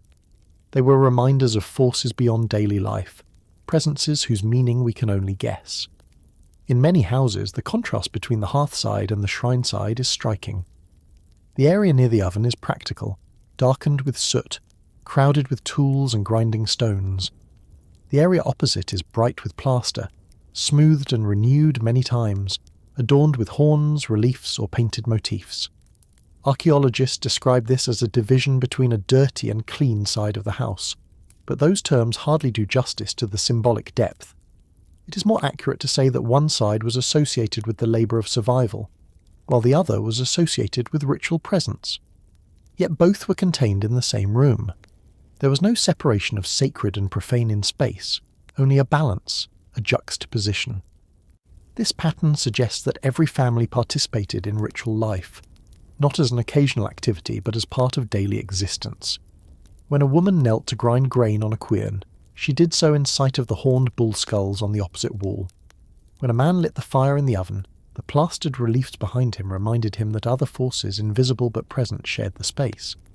Children grew up beneath painted figures and sculpted installations, learning that their home was not just a shelter, but a place of significance beyond the family itself. The ritual platforms also had other uses. Some contained burials beneath, layering the presence of ancestors literally under the sleeping surfaces of the living. Others were replastered many times even when the rest of the house showed little renewal, suggesting that their maintenance had symbolic importance. In some cases, the plaster was painted red, perhaps to signify blood, renewal, or life. In others, the surfaces were smoothed to a sheen, reflecting light from the fire. These were not casual decorations. They were maintained with care, suggesting a deliberate effort to keep ritual alive in the very core of the home. One of the more intriguing aspects of Çatalhöyük's houses is the way ritual imagery was standardized. Not every house contained the same installations, but across the settlement, repeated motifs appear. Bull's horns recur again and again, modelled in plaster, sometimes dozens of them in a single house. Wall paintings show similar animal scenes, geometric patterns, and abstract shapes. This suggests a shared symbolic vocabulary, known to the community at large. Each household expressed it in their own way, but the language of images was common. In this sense, the shrines were not private idiosyncrasies, but part of a wider ritual system, one that bound thousands of people together in shared practices. Archaeologists have often struggled to interpret this integration of shrine and hearth. In later cities, temples are separate from houses, and ritual specialists act apart from ordinary families. At Çatalhöyük, by contrast, there is no sign of such separation. Ritual was not centralized, and sacred spaces were not monumental. Instead, every family home contained shrines. This suggests a society where ritual was distributed, where the sacred was democratized, where every family participated directly. Whether this was an intentional rejection of hierarchy or simply a stage before centralization emerged is unknown. But it is clear that at Çatalhöyük, the gods, if that is what these presences were, lived in every household. The blending of fire and shrine also raises questions about how daily acts were perceived. Was cooking itself a ritual? Was the maintenance of the hearth an offering, a sacred duty? Many traditional societies view the hearth as the centre of spiritual life, a place where ancestors dwell, where offerings are made, where the household spirit resides. Çatalhöyük's architecture suggests something similar.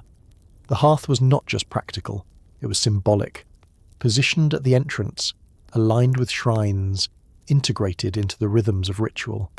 To tend the fire may have been to tend the family's connection to the sacred. Another dimension is the sheer labour of maintenance, plastering walls and floors, embedding horns in reliefs, repainting motifs. These required time, effort, and skill. Families invested this labour not for comfort alone, but for meaning. That suggests that they valued ritual presence as much as, or more than, convenience.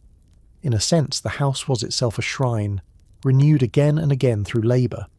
The walls were not just walls. They were canvases for memory, surfaces of significance. This leads to the haunting question. What did it feel like to live in such a space? For us, the separation of sacred and profane is normal. We visit temples or churches, then return home to ordinary houses. For the people of Çatalhöyük, there was no such division. Home was temple, hearth was shrine, bed was burial. The gods, or ancestors or spirits, were not outside but inside, present in every plastered wall, every embedded horn, every renewed surface. Life was lived in constant proximity to the sacred. Why mix your hearth with your gods? Perhaps because in a world where farming was fragile, where disease lurked, where life was short, there was no clear line between survival and ritual. To cook, to eat, to sleep, to remember, to honour, all were parts of the same cycle. By integrating shrine and hearth, people may have been asserting that the forces that sustained them physically and spiritually were one and the same. The fire that baked bread also warmed the ancestors. The walls that held grain also held gods. In such a world, daily life was sacred because it had to be. Why do leopards prowl the walls of the first city? In the dim interiors of Çatalhöyük, occupied between about 7,100 and 6,500 years before the Common Era, some of the most vivid images ever painted in the Neolithic world flicker into view. Spotted cats leaping across plaster, their tails curved, their bodies exaggerated, their presence unmistakable. The leopard was a predator of great danger, rarely encountered but deeply feared. Yet here, on the walls of a dense settlement of thousands, leopards became a recurring symbol, joined by images of aurochs, red deer, vultures, and humans in tightly arranged hunting scenes. Why would the inhabitants of a farming town, surrounded by herds of sheep and fields of wheat, devote so much effort to painting animals they seldom hunted? The earliest excavator of Çatalhöyük, James Mellart, believed that these images represented an earth goddess, accompanied by leopards as attendants. He famously interpreted a clay figurine of a corpulent woman seated between two feline-headed armrests as a mother goddess, presiding over fertility and harvest. For decades, this goddess interpretation dominated popular imagination. Çatalhöyük as a matriarchal shrine, its leopard symbols of power and protection, its statues icons of a Neolithic cult. But later scholarship, especially under Ian Hodder's direction, has challenged and complicated this picture. Rather than a simple goddess cult, the imagery of leopards and other predators may reveal a more fluid set of beliefs, rooted in hunting, danger, and the liminal boundaries between human and animal. The walls themselves tell the story. In some houses, leopards are painted in pairs, facing each other, their bodies elongated and their spots exaggerated. In others, human figures appear near them, sometimes in postures of confrontation, sometimes entwined. The leopards are not decorative. Their repetition, scale, and placement suggest symbolic significance. They may have represented dangerous wildness, a reminder of the power that lay beyond the safety of the village.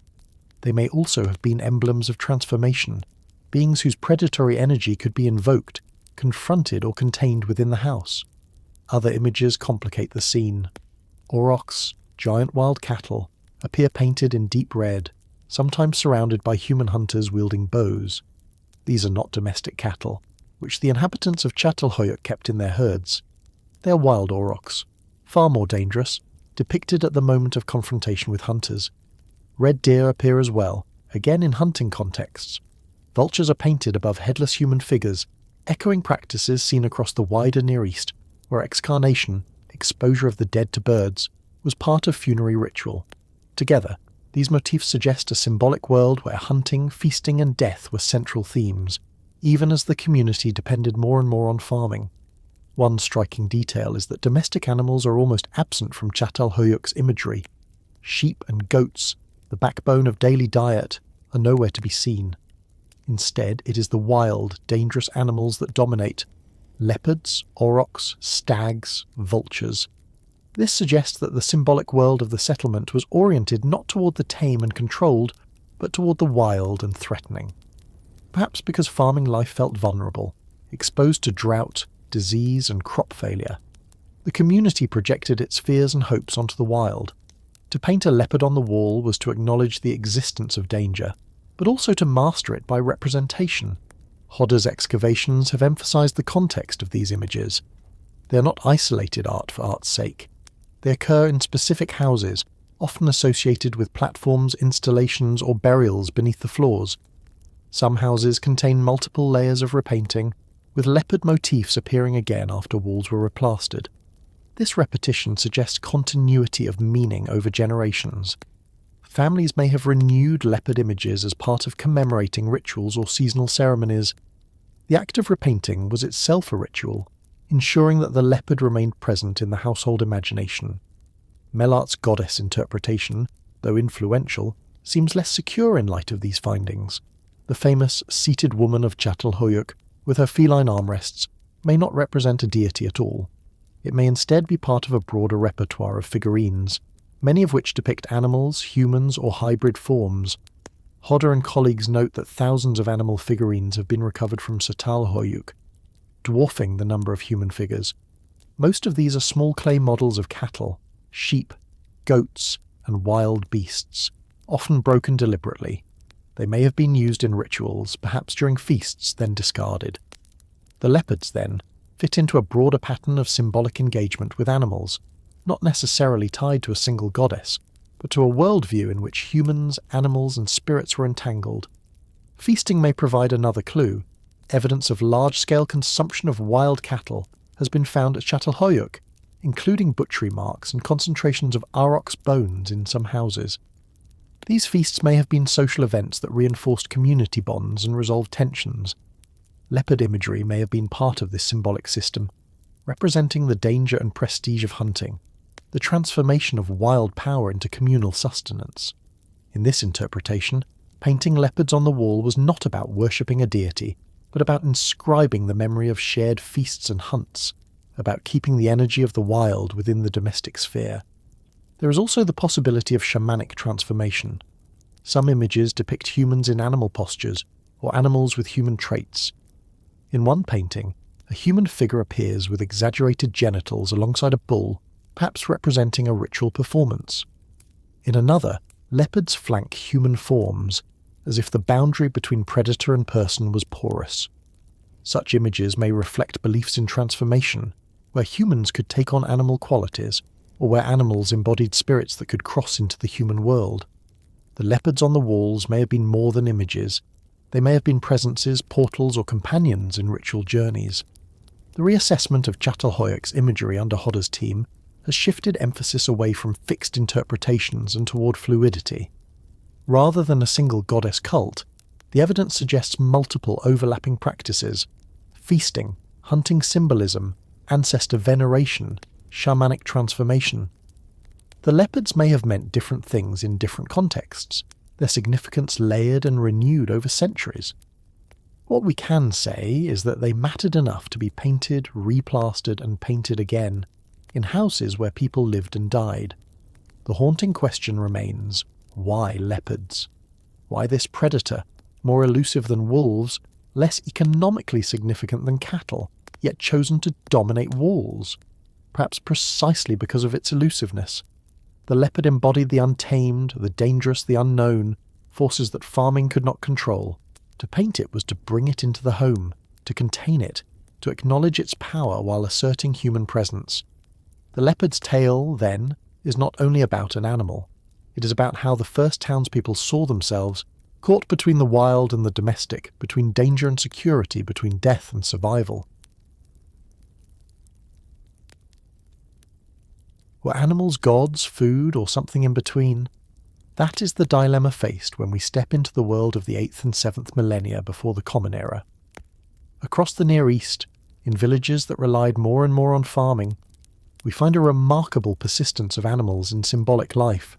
Sheep and goats were tethered, pigs were corralled, cattle were slowly being domesticated. Yet when people carved, sculpted, and painted, the animals they turned to most often were not the docile herds in their pens, but the wild creatures that continue to command awe. Aurochs, with their massive horns, appear again and again in plaster installations. Bulls' heads are set into house walls, their horns protruding into domestic space. Small figurines of cattle, goats, and gazelles are made in their thousands, then often discarded or broken. At feasts, wild cattle were slaughtered and consumed on a scale far beyond daily diet. The evidence suggests that animals were not simply resources but beings with whom humans had a complicated, symbolic relationship, occupying a space between food, spirit, and presence. At Çatalhöyük, the most famous of the Neolithic megasites, this entanglement is most vividly preserved. Many houses contained installations where the skulls of aurochs, wild cattle, were embedded into plaster walls. Sometimes dozens of horns were arranged in elaborate patterns, jutting into the living space, giving the impression that the walls themselves were alive with bulls. These were not the skulls of domesticated cattle, which were rare in this period, but of wild aurochs hunted in the nearby steppe. To bring the head of such an animal into the house was to bring in its power, its danger, its spirit. Archaeologists have debated whether these were trophies of hunts, symbols of feasting, or sacred presences. Perhaps they were all three. In any case, they suggest that the aurochs held extraordinary significance, far beyond its role as occasional food. The feasts associated with these skulls reinforce the point. At Çatalhöyük, concentrations of aurochs' bones, heavily butchered, suggest that entire communities gathered to consume wild cattle together. These were not everyday meals. Sheep and goats provided daily sustenance. Aurochs' feasts were exceptional, marked events that required coordinated hunting and ended with ritual deposition of remains. The skulls mounted in houses may have been permanent reminders of these events, anchoring social memory in bone and plaster. Each horn embedded in a wall carried not only the image of the animal, but the memory of the hunt, the feast, the gathering of people in celebration and danger. Elsewhere, similar practices appear. At Ain Ghazal in Jordan, small clay figurines of animals, especially cattle, have been found in significant numbers. Some are stylized, others more naturalistic, but their sheer quantity indicates a ritual role. These figurines were often found in contexts suggesting deliberate deposition, sometimes broken intentionally, as if their power had to be released. At Tel Aswad in Syria too, animal figurines dominate assemblages, again suggesting widespread symbolic use. The figurines may have been used in rituals tied to feasting, to hunting, to herding, or to the invocation of animal spirits. Their breakage suggests that they were not mere decorations, but objects of temporary significance, created for a moment, then discarded. At Çayönü in southeastern Anatolia, the presence of animal remains in ritual context reinforces the theme. In one building, an aurochs skull was deposited in a central location, apparently as part of a larger installation. In another, feasting debris suggested communal gatherings focused on wild cattle. These finds echo the pattern seen at Çatalhöyük. Animals, especially large and dangerous ones, at the heart of ritual life. Why this persistent focus on animals that were becoming less central to diet? By the 8th millennium, daily survival in many villages was tied more to cultivated crops and domesticated sheep and goats than to hunting. Yet when people turned to ritual, they chose wild cattle, deer, leopards, vultures.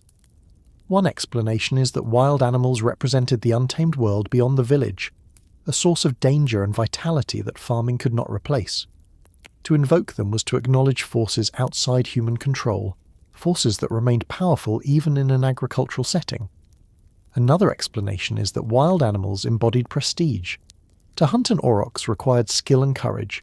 To host a feast with its meat was to display power and generosity. Mounting its horns in a house was to proclaim that connection for all to see. The figurines add another layer. They may have been used to teach, to rehearse, to symbolize. A clay bull could embody a real bull's spirit in a ritual without requiring the presence of the animal itself. Breaking the figurine may have symbolically enacted the killing of the animal, a ritual hunt in miniature. Thousands of such figurines suggest that this was not an occasional practice but a widespread repeated ritual act, deeply embedded in community life. It is also possible that these animals were not simply symbols, but participants in a shared cosmology. Many later traditions in the region, from Mesopotamian myths to Anatolian cults, feature animals as divine companions, emblems, or embodiments of gods. The aurochs in particular remained a powerful symbol for millennia. Perhaps in the Neolithic, the boundary between animal and deity was already blurred. The horns embedded in walls may not have represented a god through an animal, but the animal itself as a divine being. Yet we must remain humble. We cannot know for certain what these animals meant to those who lived 8,000 or 9,000 years ago. All we have are bones, figurines, plaster, and paint. But what we can say is that animals refused to leave these people alone. Even as farming and herding took over daily life, wild beasts occupied their imagination, their rituals, their walls. Animals were not simply food, they were presences, forces, companions in the symbolic life of the first villages. The haunting question is whether animals were gods, food, or something in between. Perhaps they were all at once. To eat an aurochs was to share in its power, to mount its skull was to honour its presence, to sculpt its form was to invoke its spirit. The Neolithic villagers did not separate these categories as neatly as we do. For them, the boundary between human and animal, sacred and profane, was porous. Animals walked into their houses not only in flesh but in plaster, clay and bone, and once there, they never truly left. Why would anyone want to sleep above a corpse? That question haunts almost every excavation of the Near East and Neolithic. From Jericho in the Levant to Çatalhöyük on the Anatolian plain, archaeologists have lifted plaster floors and discovered what lies beneath. Human skeletons, crouched tightly as if asleep, wrapped in mats or shrouds, sealed into the earth under the very spaces where daily life unfolded.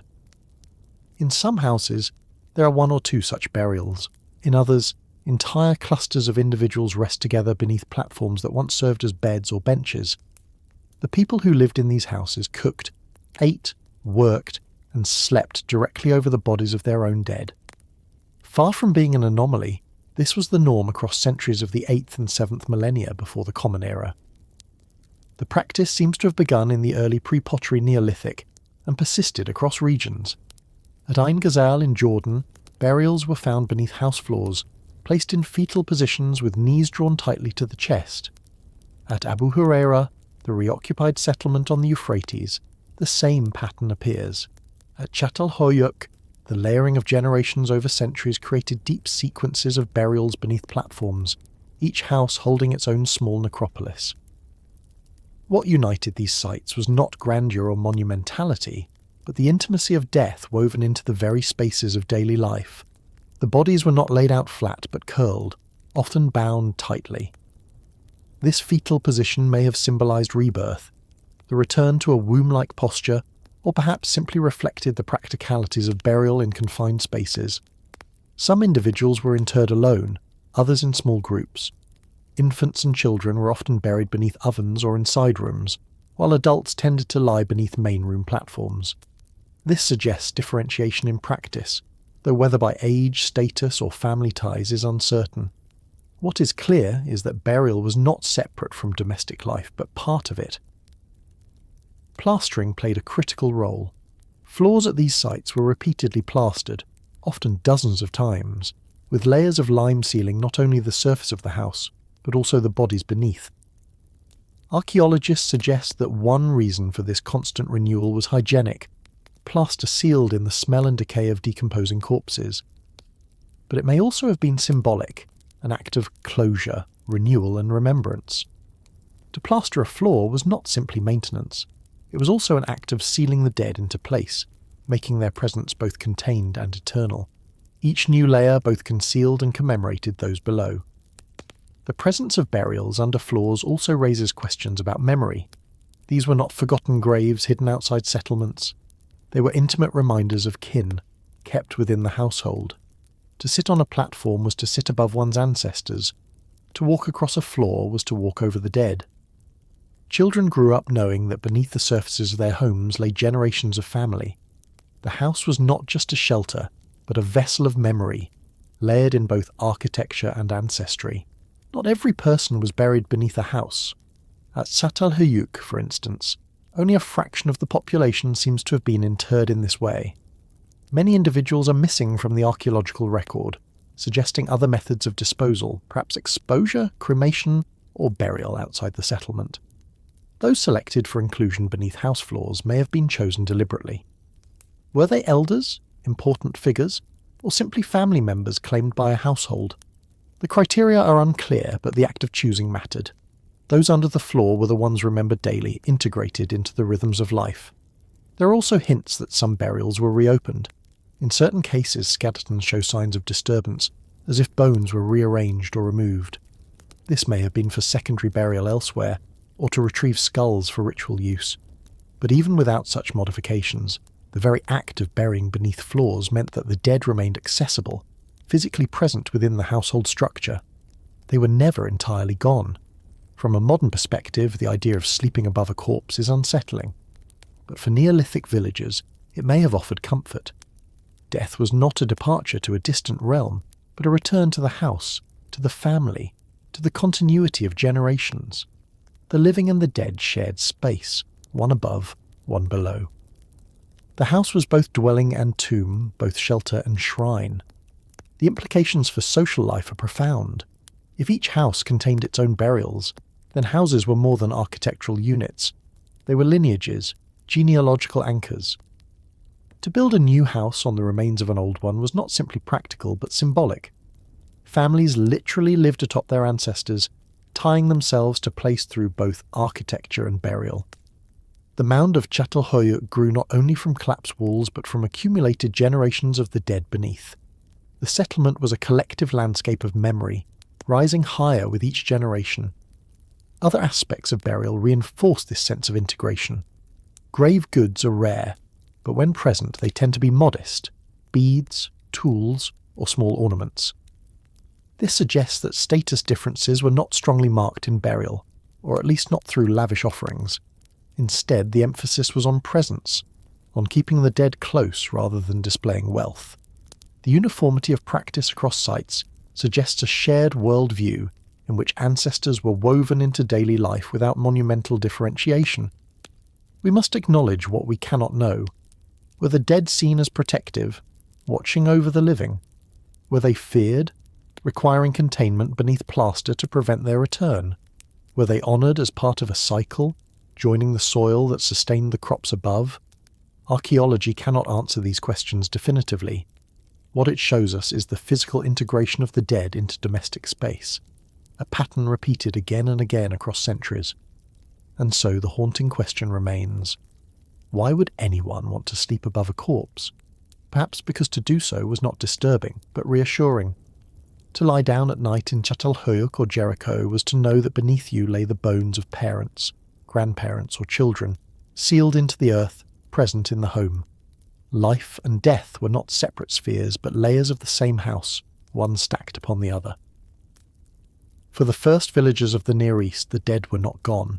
They were simply below, silent but enduring, part of the architecture of life. Why rebuild a face over and over? In the centuries between roughly 8,500 and 6,500 years before the Common Era, communities across the Near East developed one of the most haunting practices in all of prehistory. They exhumed the skulls of the dead, stripped them of flesh, and then remade their faces in plaster. Layer after layer of lime was carefully modelled to recreate cheeks, noses, and brows. Shells or pebbles were pressed into place for eyes. Pigments of red and black were applied to suggest skin, hair, and detail. When the plaster flaked or cracked, it was renewed, smoothed again, repainted.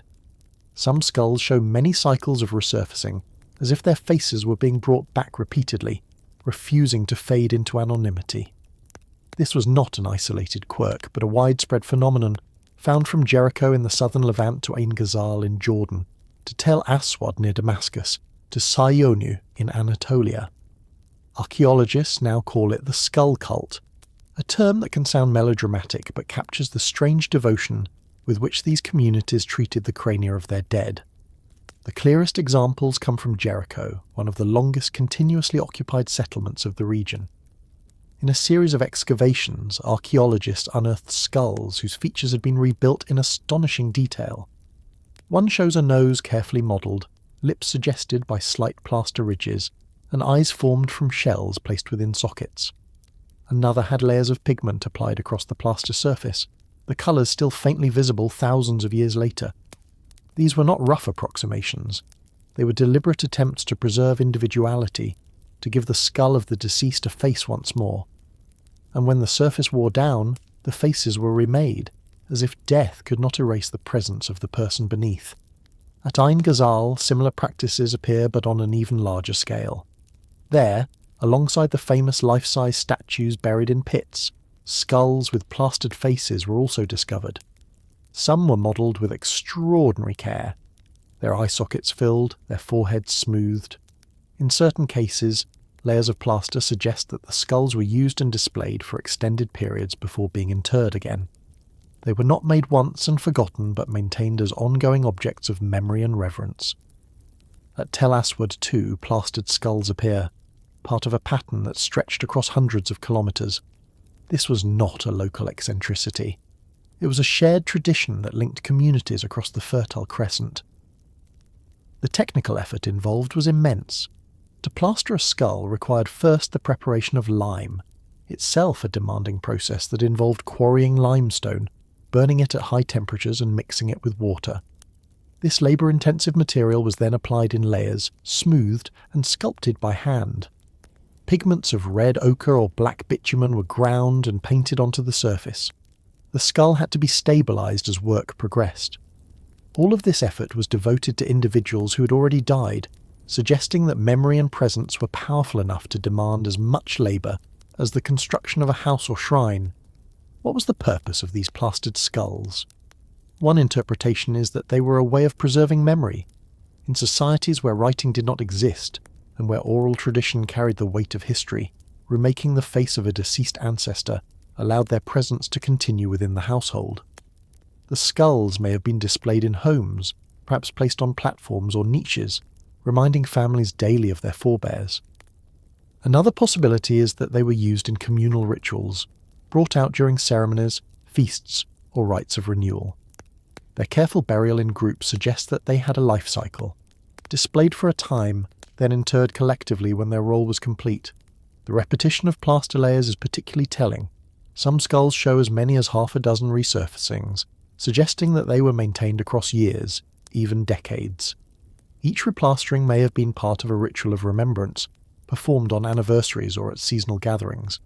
To rebuild a face was to affirm continuity, to resist the erasure of time. It was an act both of love and of power, binding the living to the dead, the present to the past. The spread of the skull cult also raises questions about cultural connection. How did communities hundreds of kilometres apart come to share such similar practices? Was this a diffusion of ideas across networks of trade and kinship? Or was it a case of independent invention, societies across the region grappling with the same challenges of memory, identity and death, arriving at similar solutions? We do not know. But the shared presence of plastered skulls in so many settlements suggests that whatever their meaning, it resonated widely. At Çayönü in Anatolia, the skull cult took a particularly dramatic form. In one building, archaeologists found a cache of skulls deposited together, some treated with plaster, others plain, all placed within a substructure. Nearby, evidence of animal blood poured over deposits suggests rituals of intense symbolism, where human remains and animal sacrifice were intertwined. Here the skulls may have been more than memory objects. They may have been part of a larger system of ritual power, mediating between human communities and forces beyond. The eerie realism of the plastered skulls cannot be ignored. To stand in a museum today and look at one of these objects is to feel an uncanny sensation. A face, thousands of years old, staring back, its eyes recreated in shells, its nose sculpted anew. It is a presence that feels alive and yet is unquestionably the remnant of death. For the people of the Neolithic, this uncanniness may have been the point. To remake a face was to make the dead present, to bring them into the house, to let them watch and be watched. We should also recognize what we cannot know. Were these skulls honoured as ancestors, venerated for their wisdom and lineage? Were they feared, contained in plaster to prevent their spirits from wandering? Were they tokens of status, preserving the visages of important individuals? Or were they part of a broader cosmology, where life and death interwove and faces had to be rebuilt to ensure continuity? The evidence leaves room for all of these interpretations. What is undeniable is that the plastered skulls show a devotion to memory unlike anything seen before. And so, we return to the haunting question. Why rebuild a face over and over? Perhaps because forgetting was too dangerous, and memory too precious. In villages where generations lived and died in the same houses, to plaster a skull was to acknowledge that the dead were still part of the community. Their faces could not be allowed to fade, their eyes could not be left empty. By remaking them again and again, people ensured that the dead continued to watch, to be present, to live in some way. The skull cult may unsettle us today, but for those who practiced it, it was a way of ensuring that faces would never truly die. Why does the vulture always wait for the head? Across the villages and shrines of the early Neolithic, from the limestone enclosures of 𝐓𝐈𝐌𝐿𝐄𝐒𝐒 to the mud brick houses of Çatalhöyük, imagery of decapitation and vultures occurs again and again. Figures are painted or carved without heads, while above them vultures hover, wings outstretched, sharp beaks poised. At 𝐓𝐈𝐌𝐿𝐄𝐒 on the Euphrates, a subterranean chamber was found with a headless body placed within, accompanied by animal bones and ritual deposits. At Çatalhöyük, wall paintings show human forms lying prone, their heads missing, while vultures circle above. Even at Göbekli, where towering T-shaped pillars dominate, fragments of human skulls bear cut marks, and a relief shows a headless man with an erect phallus, beside a bird that scholars cautiously identify as a vulture. This repeated pairing of missing heads and scavenger birds suggests that the early agriculturalists of the Near East had a particular relationship with the processes of death, decomposition, and exposure. Excarnation, the practice of leaving bodies exposed to be consumed by birds and animals, is well documented in later cultures. From the Tibetan plateau to the Zoroastrian towers of silence, archaeologists now suspect that the Neolithic communities of the Fertile Crescent engaged in similar practices. Bodies may have been left on platforms or open ground, allowing vultures to strip away flesh. The removal of heads, which are found separated from bodies in many burials, could have been part of this process. Once the flesh was gone, skulls could be retrieved, plastered, and kept within houses, as we saw in the plastered skull tradition. The vulture imagery, then, may be less about horror and more about a recognised stage of the journey from death to memory. The emphasis on heads in particular is striking. Many wall paintings and reliefs show headless torsos, but the missing head is not accidental. The head was the seat of identity, the locus of memory and recognition. To remove it was to separate the essence of the person from the body. The body might be given to vultures, returning to nature, while the head was curated, transformed, and retained. The vulture thus appears as the intermediary, the agent of this transition, consuming the body and leaving the skull behind for the living to reclaim. At Çatalhöyük, one famous wall painting shows vultures looming over small, headless human figures. The humans are painted in a pale tone, their arms outstretched, their heads absent. Above them, the birds spread their wings in a dominating posture. Archaeologists debate whether the scene depicts an actual funerary practice, exposure of bodies to scavengers, or whether it is symbolic, representing death, transition, or rebirth. Either way, it connects the imagery of vultures with the absence of heads, reinforcing the idea that these birds were companions in the process of excarnation. At 𝐓𝐈𝐌𝐏𝐒, the association is no less dramatic. The relief of the headless man beside a bird is one of the most enigmatic images at the site. Some scholars argue that the bird is indeed a vulture, and that the scene reflects the removal of heads as part of ritual death practices. Others caution that we cannot be sure, that the imagery may be mythological rather than literal.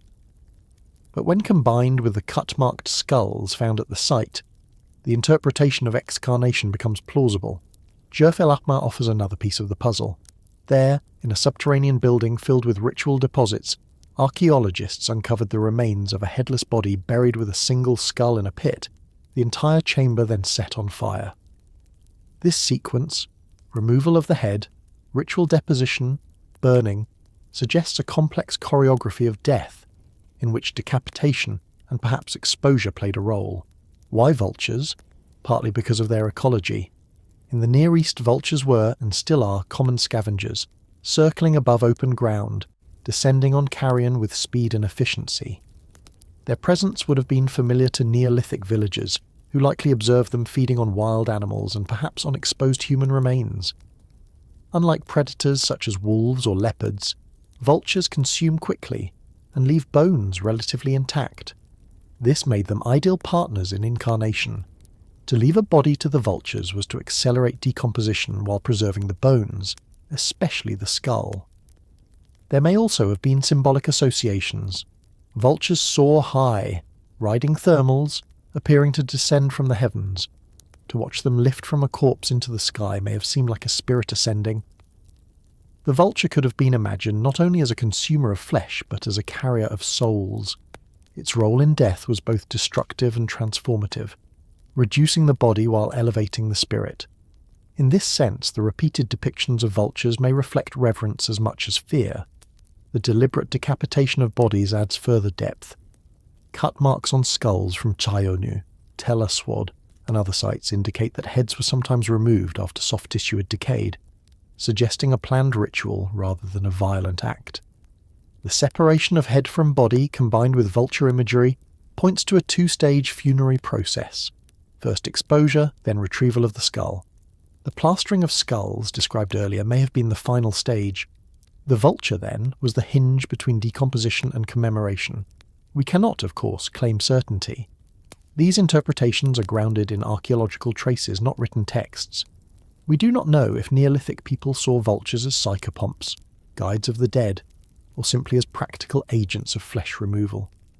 What we can say is that the imagery of headless bodies and hovering birds was widespread, recurring across regions and centuries. That repetition suggests significance. These were not random decorations, they were symbols that carried weight across generations.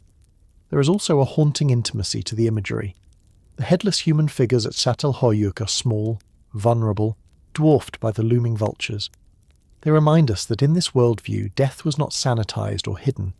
It was raw, visible, entwined with the natural cycle of consumption and decay. To live in these villages was to know that death meant exposure, that the birds above were waiting, that one's head might be taken and remade. The presence of such images in homes suggests that this knowledge was not concealed, but integrated into daily life. Children grew up beneath these paintings. Families sat by hearths, in rooms where vultures and headless figures gazed down. The question remains, why does the vulture always wait for the head? Perhaps because the head was never truly theirs. Flesh could be given to the birds, but the skull belonged to the living, reclaimed and transformed into a vessel of memory. The vulture, in this sense, was a partner in the process, never the final owner. The head was taken back, plastered, painted, preserved. The bird fed, the family remembered, and the cycle of death and continuity was maintained. What we see in these images, then, is not only horror, but also a system of meaning. Death was not an end, but a transformation, mediated by scavenger birds, completed by human hands. The vulture was a participant in ritual life, a symbol of passage, a necessary companion in the journey from body to ancestor.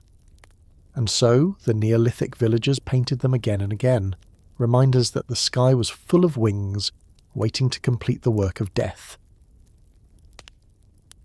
Were these the first elites, or just unlucky neighbours? That uncomfortable question arises whenever we look closely at the plastered skulls of the early Neolithic.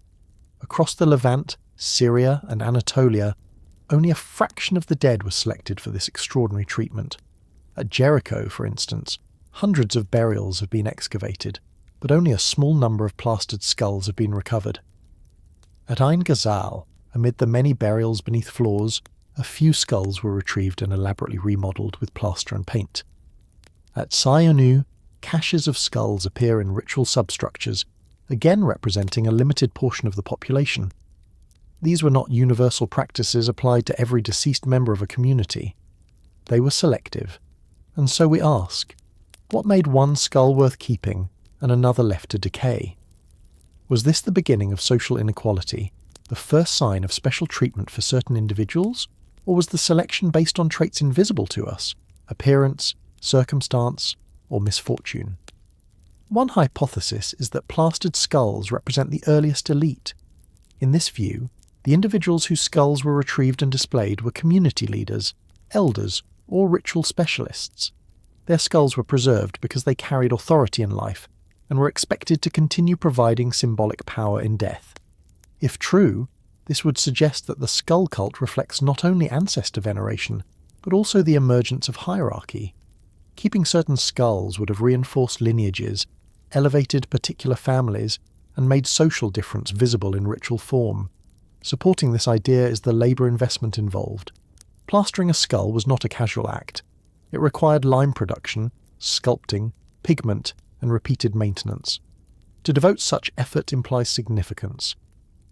Just as monumental architecture reflects the coordination of communal labour, so too might plastered skulls reflect decisions about whose memory deserved such investment. Perhaps the skulls were focal points for households or lineages, their display asserting continuity of authority. In this sense, plastered skulls could be among the earliest material signs of inequality in human history. But other interpretations resist this conclusion. Some scholars argue that selection may not have been about status, but about representativeness. Certain skulls may have been chosen because they displayed physical traits valued by the community. Strong jaws, prominent brows, symmetrical features. Others may have been chosen because they belonged to family members, their skulls retrieved for household shrines. In this view, the skull cult was not about elites, but about kinship and identity. The dead whose faces were remade were not leaders, but ancestors, chosen to anchor family memory. Evidence complicates the picture. At Ain Ghazal, plastered skulls include both male and female individuals, and across sites we find skulls of adults of varying ages. This diversity suggests that selection was not limited to a narrow class of leaders, nor do we see lavish differentiation in other aspects of burial. Grave goods are generally sparse, and even in settlements with clear evidence of large communal buildings, most burials remain modest. If inequality was emerging, it was not yet marked by wealth in burial. The skull cult may therefore reflect symbolic choices rather than formal hierarchy. Yet the possibility of inequality cannot be dismissed. Smith and colleagues have argued that as farming economies developed, inheritance and land ownership became increasingly important, leading to structural inequality. In that context, plastered skulls could have functioned as markers of lineage claims. A skull on display was not only a face of memory, but also a claim to land, house, and heritage. To remake a face was to say, this person lived here, and through them we belong here.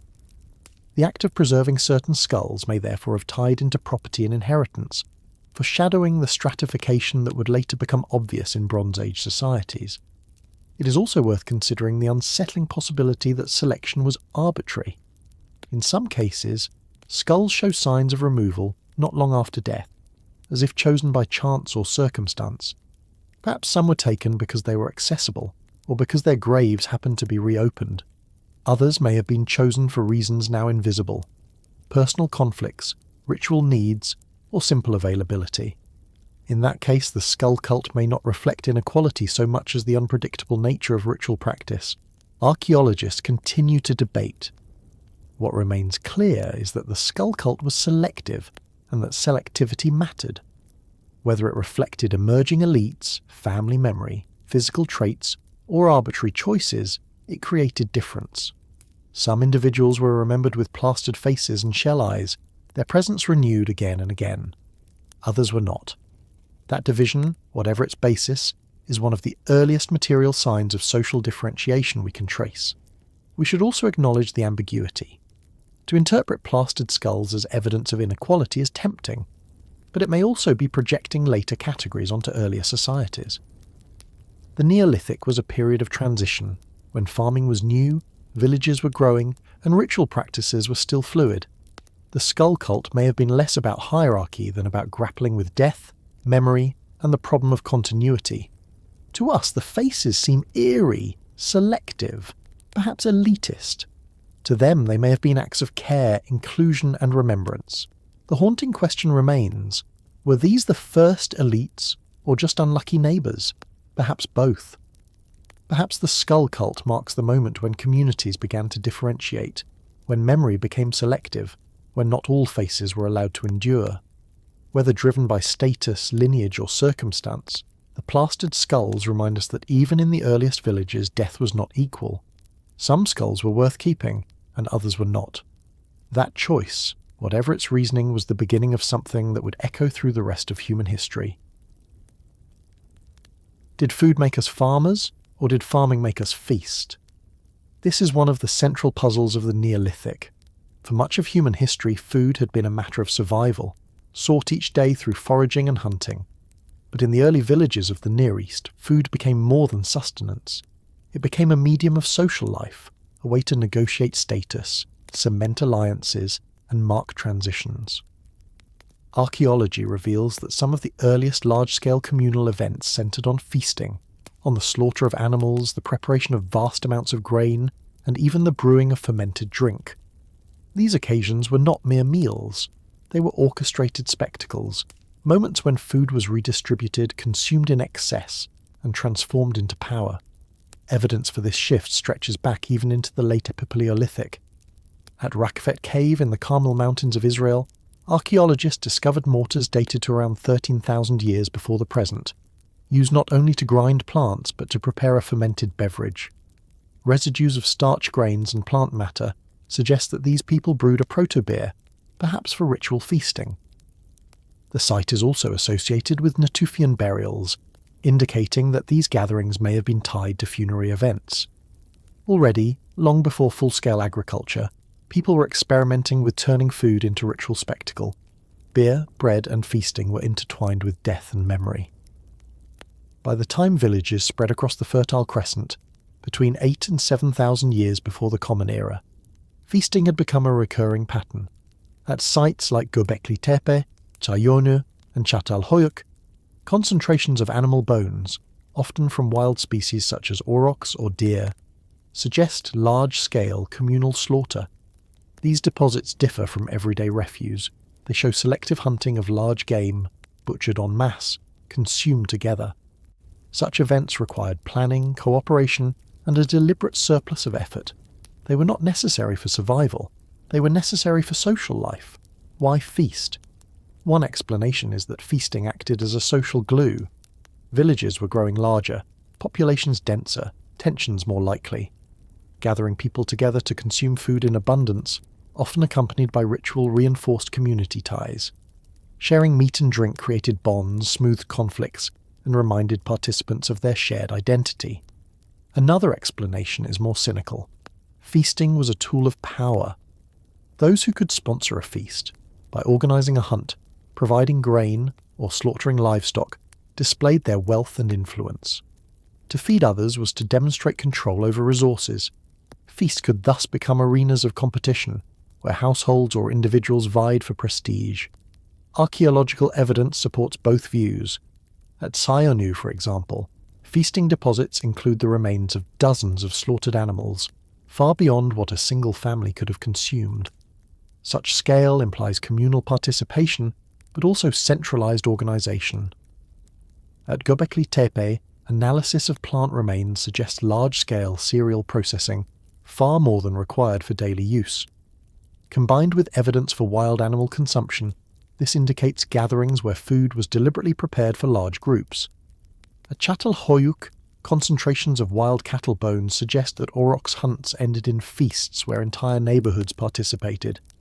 These events were opportunities for collective memory, but also for households to display their role in organizing and providing. The connection between farming and feasting is particularly intriguing. Some archaeologists argue that the demands of feasting may have driven the intensification of agriculture. If hosting a feast required large amounts of grain or animal products, then cultivating crops and herding animals became necessary to sustain such events. In this view, farming was not simply adopted for subsistence, but for social reasons, for the ability to host, to feed, to gain prestige. Others suggest the reverse, that once farming created surpluses, feasting emerged as a way to consume and redistribute them. Either way, the link between the two is clear. Farming and feasting evolved together, each reinforcing the other. We can also see the symbolic role of feasting in the treatment of animals. At many sites, wild species were chosen over domesticated ones for communal consumption. Daily diets may have relied increasingly on sheep and goats, but feasts featured aurochs, deer, and boar. This suggests that feasting was not only about abundance, but about spectacle, danger, and the invocation of wildness. To kill and consume a massive wild bull was an event worth commemorating. Its bones, often placed deliberately in buildings, became permanent reminders of the feast. Food was not just eaten, it was transformed into symbol, into memory, into presence. The connection between feasting and ritual is also strong. Many plastered skulls and figurines have been found in contexts associated with food preparation or consumption. At Ain Ghazal, feasting deposits occur near communal buildings that also housed ritual statues. At Çatalhöyük, platforms associated with feasts also contained burials and installations of animal skulls. This intertwining suggests that feasting was not only social but sacred. To eat together was to participate in ritual, to honour the dead, to renew ties with ancestors and spirits. Yet feasting had consequences. To slaughter dozens of wild cattle required hunting pressure that could not be sustained indefinitely. To host repeated feast required surpluses that demanded ever more labour. In some cases, the drive to feast may have strained resources, leading to cycles of abundance and scarcity. Archaeologists debate whether this dynamic contributed to the eventual decline of large sites. What is clear is that feasting was not incidental. It was central to the way early farming societies organised themselves. We should be cautious not to romanticize. These were not egalitarian banquets where everyone shared equally. The very act of providing food for others created distinction. Who hunted the animals? Who organised the harvest? Who distributed the portions? These were moments where power was visible, where inequality could be enacted under the guise of community. Feasting both united and divided, bonding people while reinforcing differences in access and control. The haunting question lingers. Did food make us farmers, or did farming make us feast? Perhaps both. The desire to gather, to consume in abundance, to mark transitions with shared meals, may have been one of the strongest forces driving the shift from foraging to farming. Once farming made surpluses possible, feasting only grew in scale. The Neolithic was a long experiment in how food could be more than nourishment. It could be memory, ritual, prestige, and power. In the end, feasting may have bound communities together, but it also pushed them toward the limits of what their land and labour could provide. Why did the first mega-villages fall silent? By the middle of the 7th millennium before the Common Era, the vast communities that had flourished across the Near East began to contract, falter, and in some cases vanish altogether. Sites that had once housed thousands, places like Ain Ghazal in Jordan, Çayönü in Anatolia, and Abu Huraira on the Euphrates, saw their populations dwindle or their houses abandoned. The walls of Jericho no longer rang with the sounds of thousands. The dense rooftop maze of Çatalhöyük thinned and spread apart. What had seemed like the triumphant expansion of farming and urban living suddenly entered a period of decline. Archaeologists have searched for explanations, and while no single cause can be pointed to with certainty, a convergence of factors emerges from the evidence: environmental stress, overuse of land, and the strains of growing inequality. The most dramatic environmental factor was the so-called 8.2 kilo-year event. Around 6,500 years before the Common Era, global temperatures fell abruptly, triggered by the sudden drainage of glacial meltwater into the North Atlantic. This disrupted ocean circulation and sent ripples through climate systems worldwide. In the Near East, the result was a shift to cooler and more arid conditions. For communities dependent on farming, this meant crop failures, reduced yields, and heightened vulnerability. Evidence from lake cores and speleothems in the region shows clear signatures of drought and cooling. What had been marginal land for farming became untenable. But climate alone cannot explain the scale of decline. The very success of early farming villages had created vulnerabilities. Fields around megasites had been cultivated year after year, exhausting soils that had little time to regenerate. Without rotation or fallowing, fertility diminished. Erosion increased as forests were cleared for fields and grazing. What began as rich alluvial land became overworked and unproductive. Archaeobotanical evidence shows declines in cereal quality in the later Neolithic layers, and zooarchaeological data reveals stress on herds. Goats, the most resilient domesticates, began to dominate assemblages, suggesting that communities were leaning heavily on hardy animals to compensate for failing crops. At the same time, social pressures mounted. As villages grew into towns and towns into sprawling megasites, not everyone benefited equally. Some scholars argue that inheritance and land ownership began to consolidate, with certain households accumulating privileged access to fertile plots. Smith and colleagues have suggested that the shift to farming economies made inequality inevitable, as property and lineage became more central to survival. If true, then the plastered skulls and ancestor rituals we have already examined may not only have been acts of remembrance, but also acts of claim, assertions of belonging tied to land and resources. Over time, such inequality could have fostered resentment, tension, and fragmentation. The evidence of abandonment is striking. At Ain Ghazal, which had grown to cover 15 hectares and house several thousand people, the population began to plummet in the century after 1,500 years before the Common Era. Excavations show that large areas of the settlement were deserted, while remaining households clustered into smaller quarters. The magnificent statues and plastered skulls that once marked its ritual life ceased to be made.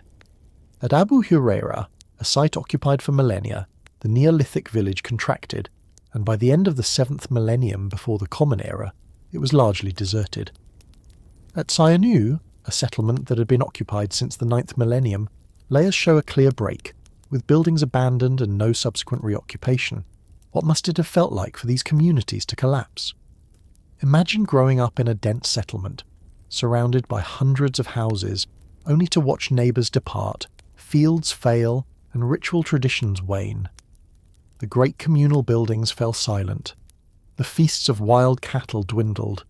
The plastered skulls, once maintained carefully, were buried and forgotten. People dispersed into smaller, more scattered villages, moving into hills, valleys, and new lands where the pressure of scale was less suffocating. Archaeologists debate the relative weight of climate versus human choices. Some argue that the 8.2 kilo-year event was decisive, overwhelming fragile farming systems. Others emphasize that these societies were already straining at the limits of their land, and climate was merely the final push. Still others suggest that internal social tensions, inequality, disputes over property, overburdened households played just as significant a role. What we can say is that decline was not uniform. Some sites persisted, adapting to new conditions while others fell rapidly. The collapse was patchy, reflecting the diversity of strategies and vulnerabilities across the region. It is also possible that decline was not experienced purely as disaster. For many households, dispersal into smaller settlements may have been a relief. Freed from the burdens of supporting thousands, from the endless cycle of plastering floors and renewing houses, from the obligations of feasting and ritual display, smaller communities may have found greater balance. What archaeologists call collapse may have been experienced by some as escape, as a return to more manageable scales of life. And yet, the memory of the great settlements lingered. The mounds of abandoned megasites remained on the landscape, silent monuments to the first experiment in living at scale. Their lessons were not forgotten. When new centres arose in later millennia, from Mesopotamian cities to Anatolian towns, they built upon both the achievements and the failures of these Neolithic predecessors. The Great Decline of 6,500 years before the Common Era was not the end of complex settlement, but a pause, a recalibration, a moment when humanity stepped back from the brink and reconsidered how to live together. The haunting question remains, why did the first megavillages fall silent? Perhaps it was climate, sudden and harsh. Perhaps it was exhaustion of soil, the land rebelling against overuse. Perhaps it was inequality, tearing apart the fragile fabric of community. Most likely it was all of these together, converging into a storm that early farmers could not withstand. In their silence, we hear both warning and wisdom. The first great settlements of humanity remind us that growth is fragile, that abundance can turn to scarcity, and that the very practices that sustain us can also undermine us. The Neolithic decline was not failure. It was a reminder that every beginning carries its own risks and every rise its shadow. What happens when you can finally boil your food? That deceptively simple question opens a door into one of the quiet revolutions of the Neolithic world. For thousands upon thousands of years, human meals were roasted on open flames, baked in pits, or ground into flour and cooked as flatbreads. Liquids could be warmed in hides or baskets by dropping in heated stones. But this was awkward, fragile, and limited. Around the middle of the 7th millennium before the Common Era, people in the Near East began shaping clay, hardening it with fire, and creating vessels that could withstand both heat and time. Suddenly, food could be boiled, stewed, and stored in durable containers. Diets changed, technologies multiplied, and identities were written into the very surfaces of these vessels. We know that pottery was not invented in the Near East.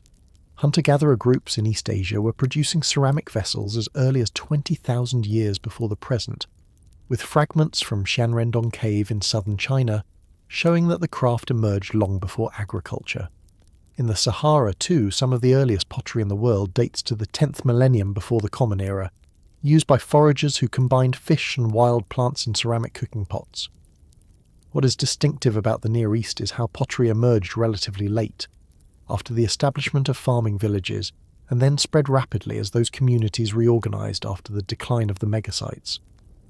The earliest pottery in the Near East appears around 6,500 years before the Common Era, at sites across northern Syria, southeastern Anatolia, and the Levant. In the beginning, the vessels were simple, hand-shaped, low-fired, often with thick walls and uneven surfaces.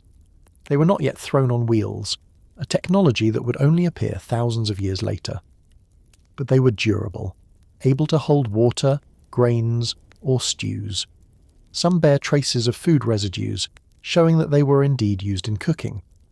Their arrival coincides with a new rhythm of life, one in which food could be stored for longer, meals could be more varied, and households had vessels that outlasted a single season. The practical impact of pottery was immense. For the first time, boiling became a common cooking technique. Tough grains could be softened into porridge. Meat and legumes could be stewed together, making more digestible meals. Bone collagen could be extracted into broths. Infants and the elderly could be fed softer foods, improving survival. Archaeological studies of residues show that milk was sometimes processed in pottery, suggesting that dairy consumption expanded with this technology. What had once been laborious and limited became routine, changing the very texture of daily meals. Pottery also transformed storage. Grain, legumes, and dried food could be kept in sealed containers, safe from rodents and insects. liquids could be stored without leakage. This extended the range of surplus, allowing households to plan further ahead and weather seasonal shortages. The shift from baskets, skins, and stone vessels to fired clay was not just a technical change, but a social one. It allowed greater permanence, accumulation, and control over food. The cultural dimension is no less important. From their earliest appearance, pottery vessels carried decoration. Simple incised lines, impressed patterns, and painted motifs appear on Neolithic sherds. These were not necessary for function. They were statements of identity. Different regions developed distinctive styles, which archaeologists now use as cultural markers. In northern Syria, geometric incisions dominate. In the southern Levant, painted lines appear earlier. In Anatolia, impressed chord patterns became common. These motifs were more than decoration. They were signals of belonging, visible every time a vessel was used or displayed. The spread of pottery also mapped onto shifting settlement patterns after the great decline of the megasites. As people dispersed into smaller villages, pottery styles diversified. Each community adapted the craft in its own way, creating a patchwork of designs across the region. Some vessels were traded, carrying motifs from one area to another, serving as silent ambassadors of connection. Others remained local, tied to the rhythms of a single valley or river plain. The first pots thus not only changed cooking, but became canvases for cultural expression. We should also note the persistence of older practices. Pottery did not immediately replace baskets, gourds, or stone bowls. Those remained in use for generations. Pottery was heavy and breakable, less suited for transport than lighter containers. But within settled villages, its advantages outweighed its drawbacks.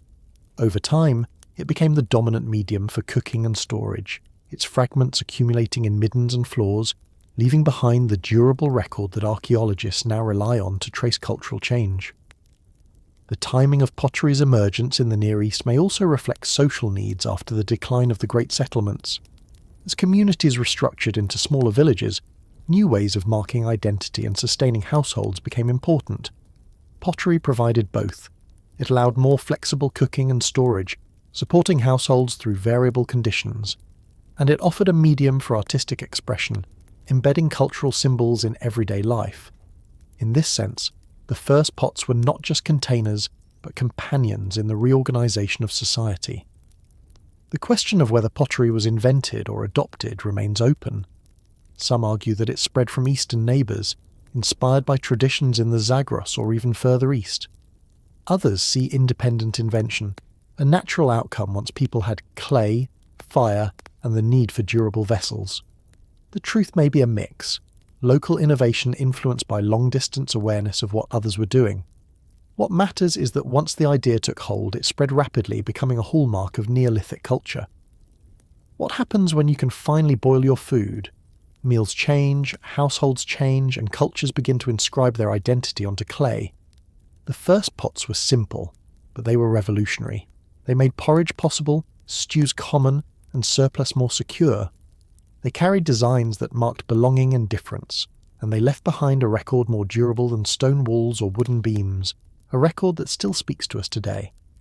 Pottery was not loud or monumental, but it was transformative, a quiet technology that reshaped the daily life of humanity.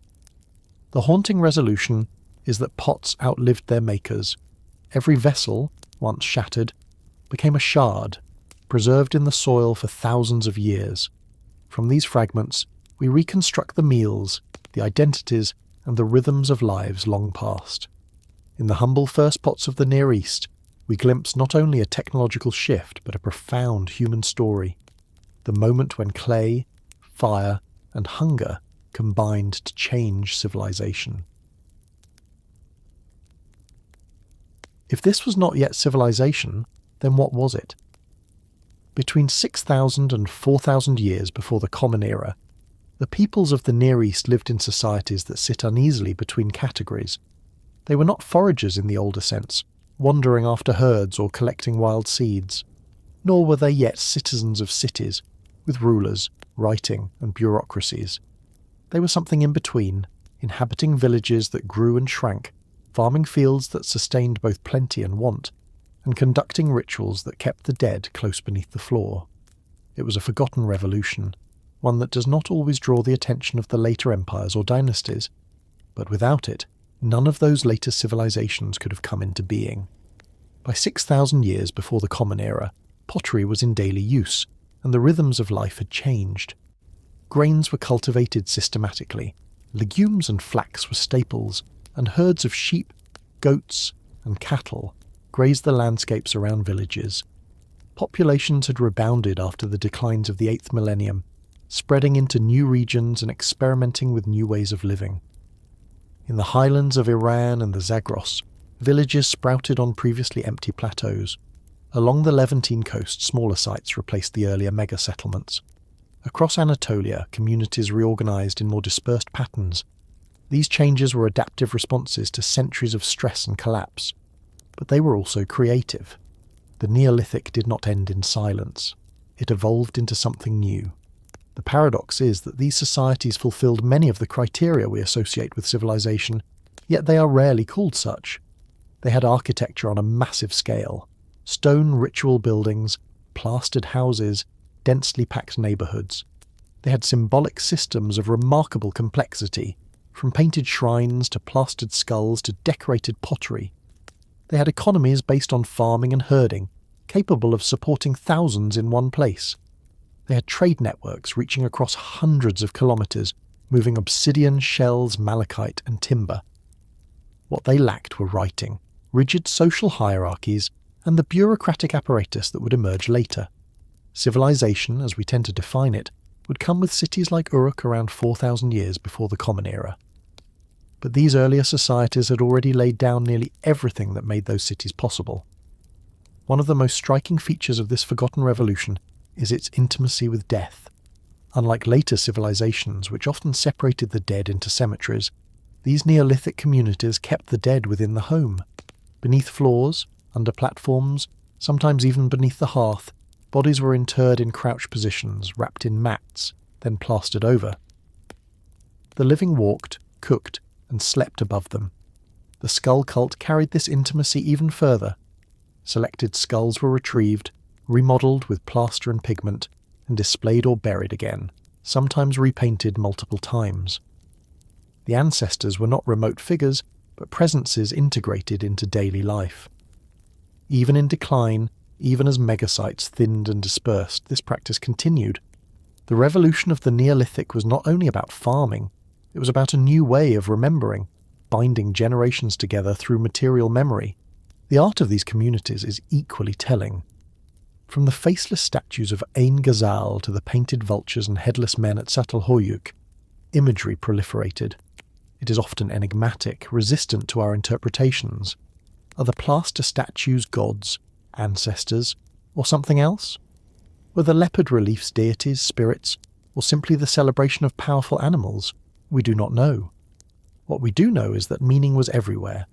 Walls were plastered and replastered, painted and repainted, as if the act of renewal was as important as the images themselves. Ritual was not confined to temples, but woven into houses, kitchens, and shrines. The sacred and the domestic were not separate realms, but overlapping ones. This integration is part of what makes the period difficult to classify. These were not civilizations with priests ruling over laity. They were communities where the spiritual and the ordinary intermingled in every space. Trade, too, reveals the paradox. Obsidian from Cappadocia appears in settlements hundreds of kilometres away. Mediterranean shells turn up in inland houses. Beads of malachite and turquoise travelled across regions. These networks suggest a degree of connection, exchange, and perhaps even diplomacy that foreshadows later city-states. Yet they lack the formal institutions of later trade. There are no merchant records, no tariffs, no archives. Goods moved, but how they were negotiated we cannot say. Perhaps through gift exchange, perhaps through ritual, perhaps through early forms of barter. It was complex, yet still informal. The question of inequality lingers over this forgotten revolution. Did these societies already contain elites, or were they still largely egalitarian? The evidence is mixed. Plastered skulls and statues hint at selectivity, at certain lineages claiming special memory. Houses at Ain Ghazal and Çatalhöyük vary in size and richness, but not dramatically. Grave goods are sparse, without the ostentatious wealth of later tombs. If inequality was emerging, it was subtle, woven into ritual and memory rather than displayed through material excess. These were not yet kingdoms, but the seeds of hierarchy may have been sown. The technological shifts of this period are equally crucial. The adoption of pottery changed cooking and storage. The spread of domesticated crops and animals solidified farming as the foundation of life. Tools became more specialized, with polished stone axes and sickles becoming common. Architecture grew more standardized, with rectangular houses dominating across regions.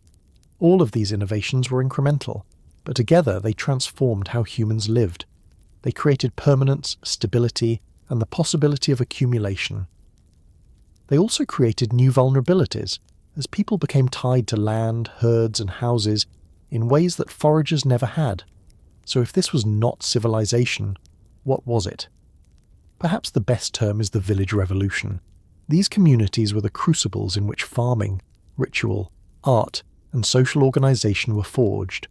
They were experiments, some successful, some not. Ain Ghazal flourished, then declined.